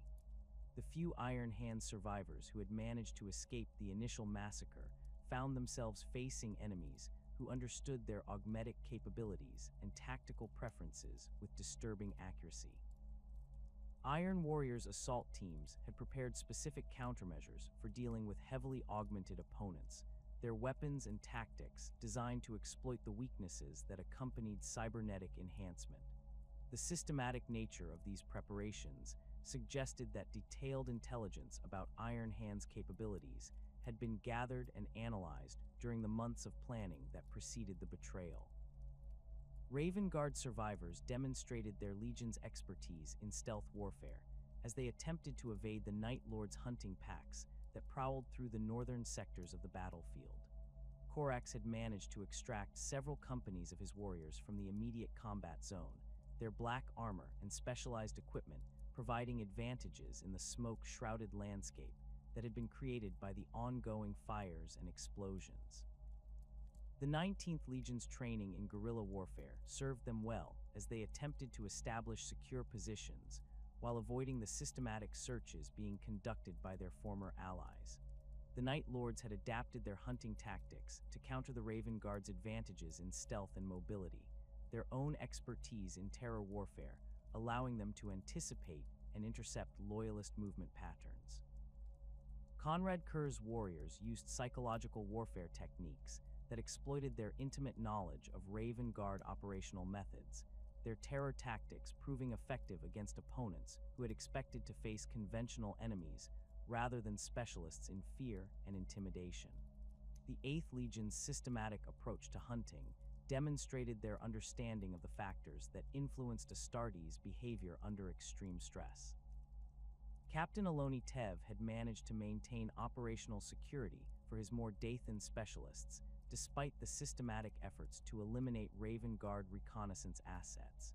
The elite unit's stealth capabilities had allowed them to avoid detection while gathering intelligence about traitor dispositions and movement patterns, their observations providing crucial information for any loyalist survivors who might attempt to coordinate resistance efforts.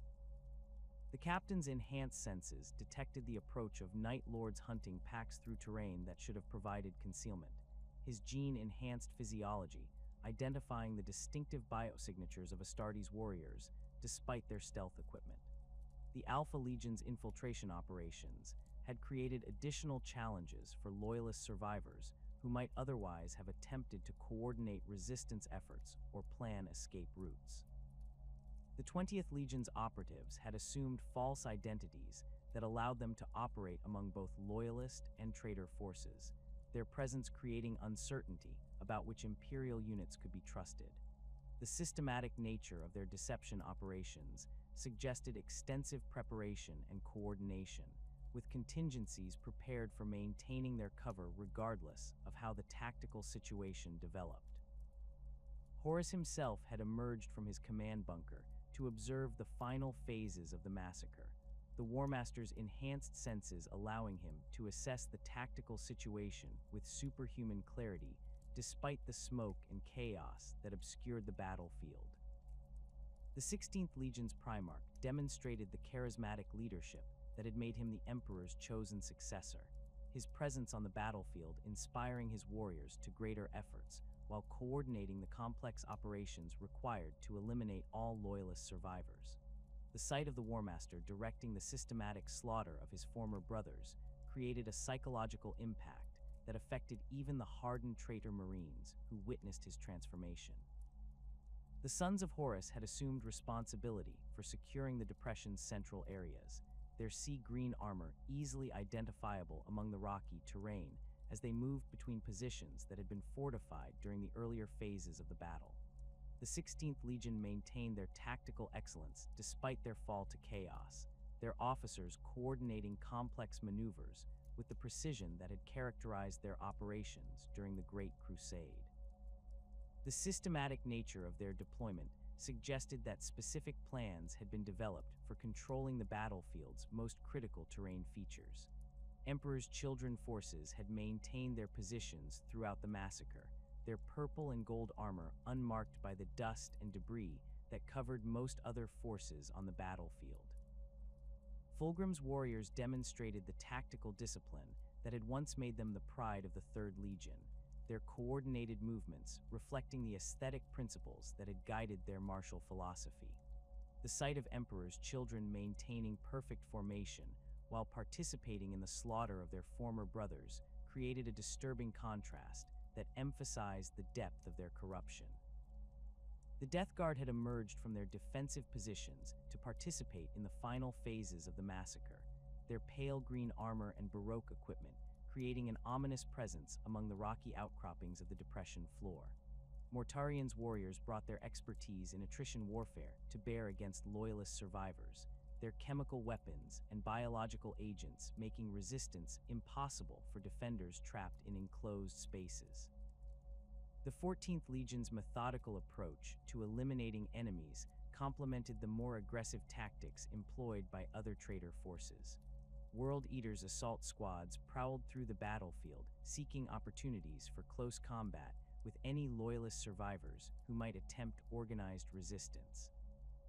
Angron's warriors showed little interest in the systematic hunting operations being conducted by other traitor legions, their berserker implants driving them toward immediate violence rather than the patient work of eliminating scattered survivors. The 12th Legion's presence created additional psychological pressure on loyalist forces who understood that capture by World Eaters would result in particularly brutal treatment. The coordination between traitor legion elements demonstrated tactical integration that had been achieved through extensive joint training and preparation. Communication networks that had been established specifically for this operation allowed the various forces to coordinate their activities while maintaining operational security against potential loyalist interception. The systematic nature of their cooperation suggested that detailed contingency plans had been developed for every phase of the massacre, with specific roles assigned to each legion based on their specialized capabilities. Iron Warrior's artillery continued to target areas where loyalist survivors might attempt to establish rally points or coordinate resistance efforts. Perdurabo's gunners had shifted their fire patterns to focus on precision strikes against individual targets rather than the area bombardments that had characterized the earlier phases of the battle. The 4th Legion's mastery of indirect fire allowed them to engage fleeing loyalists at extreme range while avoiding the risk of friendly fire incidents that might affect traitor forces operating in the same areas. The systematic elimination of loyalist communication equipment had created additional challenges for survivors who might otherwise have attempted to coordinate escape efforts or call for extraction. Word-bearers specialists had identified and destroyed Vox, relay stations, and communication arrays throughout the battlefield, their technical expertise allowing them to locate equipment that conventional searches might have missed. The loss of communication capabilities prevented loyalist survivors from coordinating their activities or calling for support from orbital assets that might have provided extraction opportunities. Night Lord's terror tactics had proven particularly effective against isolated loyalist survivors who lacked the numbers or coordination to mount organized resistance. The 8th Legion's reputation for extreme brutality created psychological pressure that often proved as deadly as their weapons, with many loyalists choosing to fight to the death rather than risk capture by forces known for their creative approaches to interrogation. The systematic nature of their hunting operations demonstrated their understanding of the psychological factors that influenced Astartes' behavior under extreme stress. The Alpha Legion had established checkpoints and observation posts throughout the battlefield, their operatives screening potential survivors for intelligence value while maintaining the operational security that had characterized their involvement in the betrayal. The 20th Legion's expertise in prisoner interrogation and intelligence analysis made them valuable assets for identifying loyalists who might possess crucial information about Imperial defensive plans or the locations of other loyal forces. Their systematic approach to processing captured personnel ensured that no potentially valuable intelligence was overlooked. The few loyalist survivors who had managed to avoid immediate detection found themselves facing increasingly desperate circumstances as their ammunition and medical supplies dwindled under the sustained pressure of the hunting operations.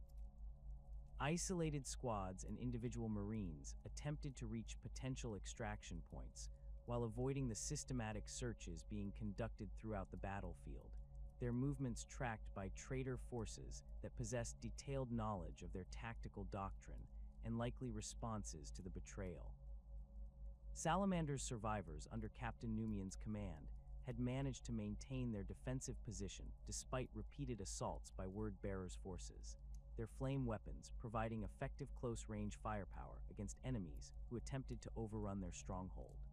The captain's tactical expertise had allowed him to identify defensive positions that maximized his force's advantages while conserving ammunition and medical supplies for the prolonged siege that appeared inevitable.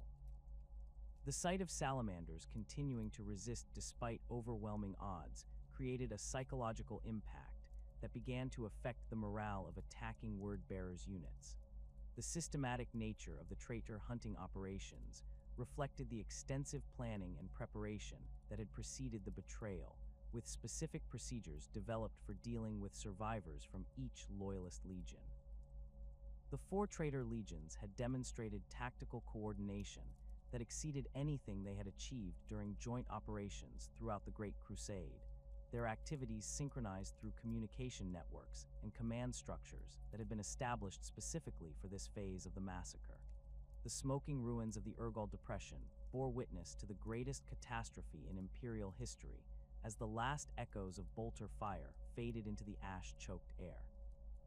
Where 3 full Space Marine legions had descended with righteous purpose, only scattered remnants remained to tell the tale of ultimate betrayal. The strategic consequences of the Isstvan V massacre would reverberate throughout the galaxy for the remainder of the Horus Heresy, fundamentally altering the balance of power between loyalist and traitor forces in ways that would determine the fate of humanity itself. The Emperor's grand design for the reconquest of the galaxy lay in ruins, alongside the bodies of his most loyal sons.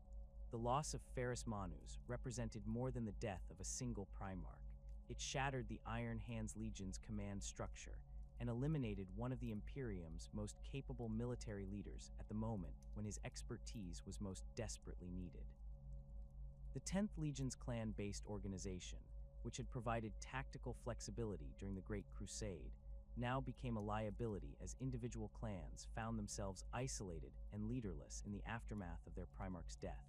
The systematic destruction of 3 loyalist legions had removed nearly 200,000 Space Marines from the Emperor's order of battle, representing a loss of combat power that could not be replaced within any reasonable timeframe. The Imperium's ability to conduct large-scale offensive operations against the traitor forces had been crippled, forcing a shift from aggressive campaigns to desperate defensive measures that would characterize the remainder of the Civil War. The strategic initiative had passed irrevocably to Horus and his allies, who could now dictate the tempo and location of future engagements. Captain Artelis Numian emerged from the ruins of the bunker complex where he had made his final stand, his armor scarred by Law's bolt impacts and his flame weapon depleted of promethium. The Salamanders' captain had witnessed the systematic slaughter of his legion, watching as Word-Bearer's forces eliminated isolated pockets of resistance with methodical precision.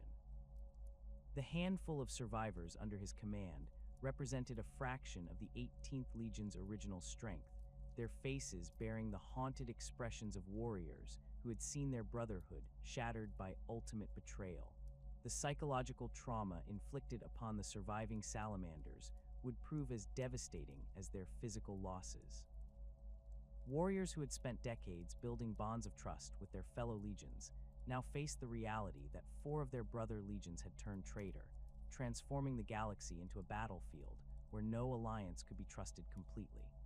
The systematic nature of the betrayal had demonstrated that corruption could spread through the Space Marine legions despite their genetic conditioning and psychological indoctrination, creating doubts about the reliability of any Imperial force. Numian's tactical assessment revealed the full scope of the disaster that had befallen the Loyalist expedition. The Salamanders had lost their entire fleet train, including forged ships and supply vessels that contained irreplaceable equipment and technical expertise.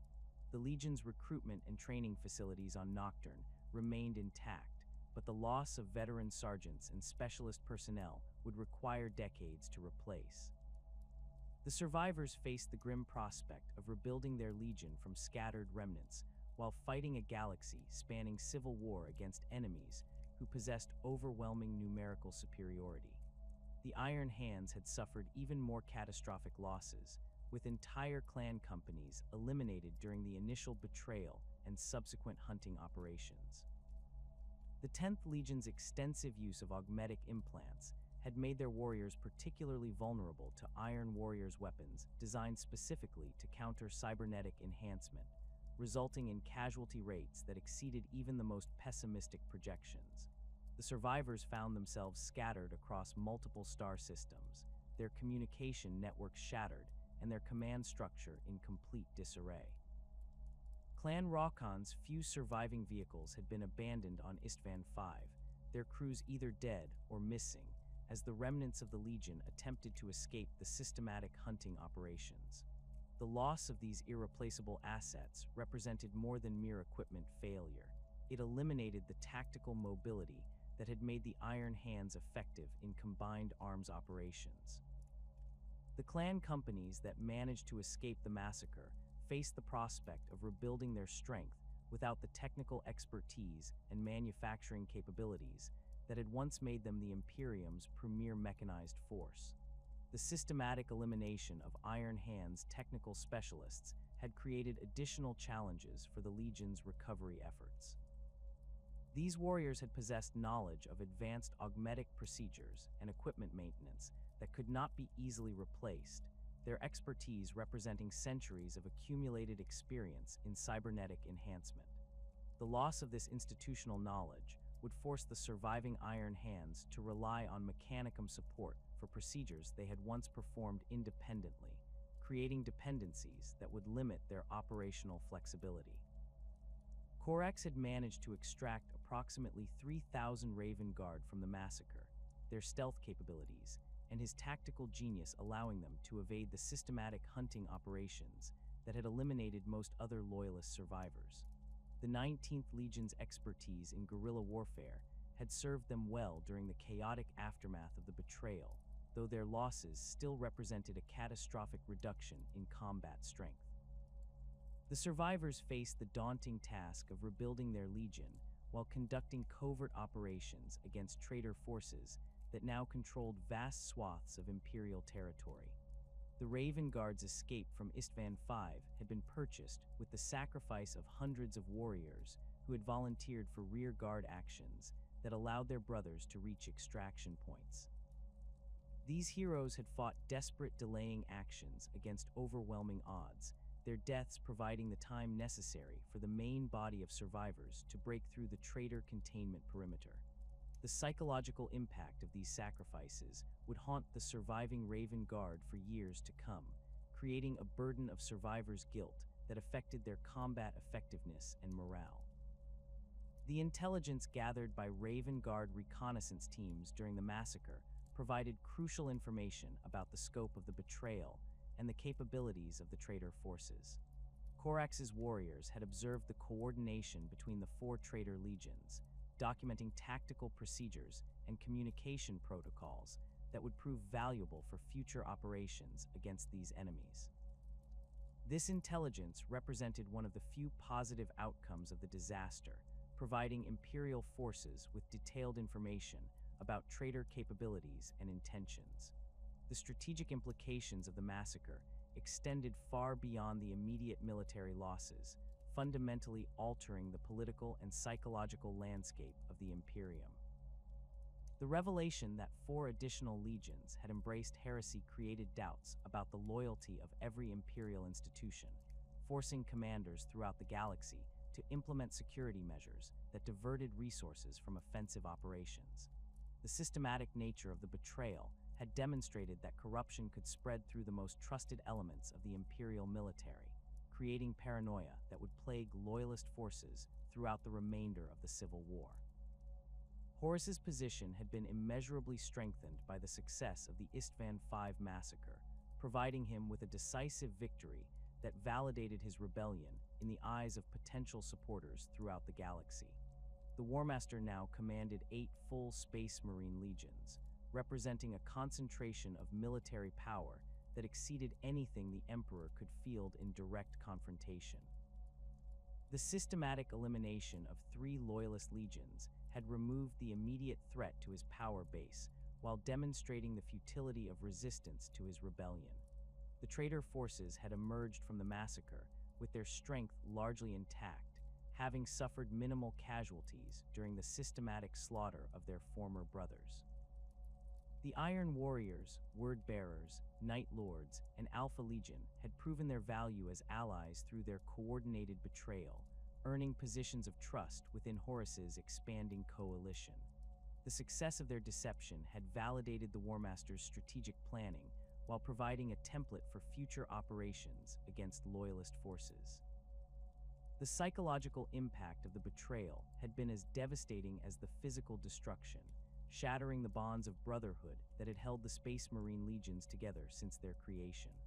Warriors who had fought side by side for decades now faced each other across battle lines, their shared experiences transformed from sources of strength into painful reminders of what had been lost.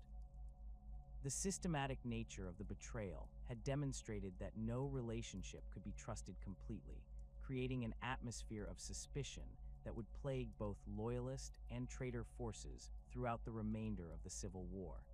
The Emperor's response to news of the massacre reflected the magnitude of the disaster that had befallen his forces. The Master of Mankind had lost not only 3 full legions, but also one of his most trusted sons, representing a blow to Imperial capabilities that could not be easily overcome. The strategic initiative had passed to the traitor forces, forcing the Emperor to abandon his offensive plans and focus on defensive measures that might preserve the core territories of the Imperium. The loss of Ferrus Manus had eliminated one of the few Primarchs who possessed both the tactical expertise and personal loyalty necessary to serve as a field commander for major operations against the traitor forces. The Iron Hands Primarch's death had created a gap in the Imperial command structure that could not be filled by any single individual, forcing the Emperor to rely on a committee approach to strategic planning that lacked the decisive leadership that had characterized the Great Crusade. The systematic destruction of loyalist fleet assets during the massacre had crippled the Imperium's ability to project power across interstellar distances. The loss of hundreds of warships, transport vessels, and support craft represented a reduction in naval capabilities that would require years to replace. The traitor forces now possessed naval superiority in multiple sectors, allowing them to dictate the terms of engagement while preventing loyalist forces from coordinating large-scale operations. The march toward Terra had begun in earnest as Horus consolidated his position and prepared for the next phase of his rebellion. The War Master's forces now controlled a secure base of operations within the Segmentum Solar, providing them with access to the warp routes that led directly to the Imperial throne world. The systematic elimination of loyalist opposition in the Isstvan system had removed the primary obstacle to traitor expansion, opening multiple avenues of advance that would force the Emperor to divide his remaining forces. The traitor legions had demonstrated tactical capabilities that exceeded their previous performance during joint operations, their coordination during the massacre revealing the extent of their preparation and planning. The Iron Warriors, Word Bearers, Night Lords, and Alpha Legion had proven their reliability as allies while contributing specialized capabilities that enhanced the overall effectiveness of Horus's forces. The success of their betrayal had validated the War Master's strategy of corrupting entire legions rather than attempting to recruit individual warriors. The psychological warfare implications of the massacre would prove as significant as its immediate military consequences. The systematic slaughter of loyalist forces had created a climate of fear and uncertainty that affected Imperial morale throughout the galaxy. Worlds that had remained loyal to the Emperor now faced the prospect of traitor reprisals, while Imperial commanders struggled to maintain unit cohesion in the face of doubts about the reliability of their allies. The Alpha Legion's infiltration operations had created additional challenges for loyalist forces attempting to coordinate resistance efforts. The 20th Legion's operatives had demonstrated their ability to maintain false identities while operating among Imperial forces, creating uncertainty about which units could be trusted. The systematic nature of their deception operations had forced loyalist commanders to implement security measures that reduced operational efficiency while diverting resources from combat operations. The Night Lord's terror tactics had proven devastatingly effective against loyalist survivors, their reputation for extreme brutality creating psychological pressure that often proved as deadly as their weapons. The 8th Legion's systematic approach to psychological warfare had demonstrated their understanding of the factors that influenced Astartes' morale under extreme stress, providing valuable intelligence about loyalist vulnerabilities that could be exploited in future operations. The Word Bearers had emerged from the massacre with their ideological framework validated by success, their corrupted theology providing justification for the systematic slaughter of former brothers. The 17th Legion's chaplains had demonstrated their ability to maintain unit morale during morally challenging operations, their rituals and ceremonies creating bonds of loyalty that transcended traditional military discipline. The success of their ideological warfare had provided a template for corrupting other imperial institutions through similar methods. The Iron Warriors had proven their value as siege specialists and artillery experts, their systematic approach to eliminating loyalist positions demonstrating the tactical expertise that had made them feared throughout the Great Crusade. The 4th Legion's coordination of the massacre had required complex logistical planning and precise timing, skills that would prove invaluable for future operations against fortified Imperial positions. The success of their betrayal had validated Perdurabo's strategic thinking while earning him a position of trust within Horus's inner circle. The long road to recovery for the surviving loyalist legions would require not only rebuilding their military strength, but also addressing the psychological trauma inflicted by the betrayal.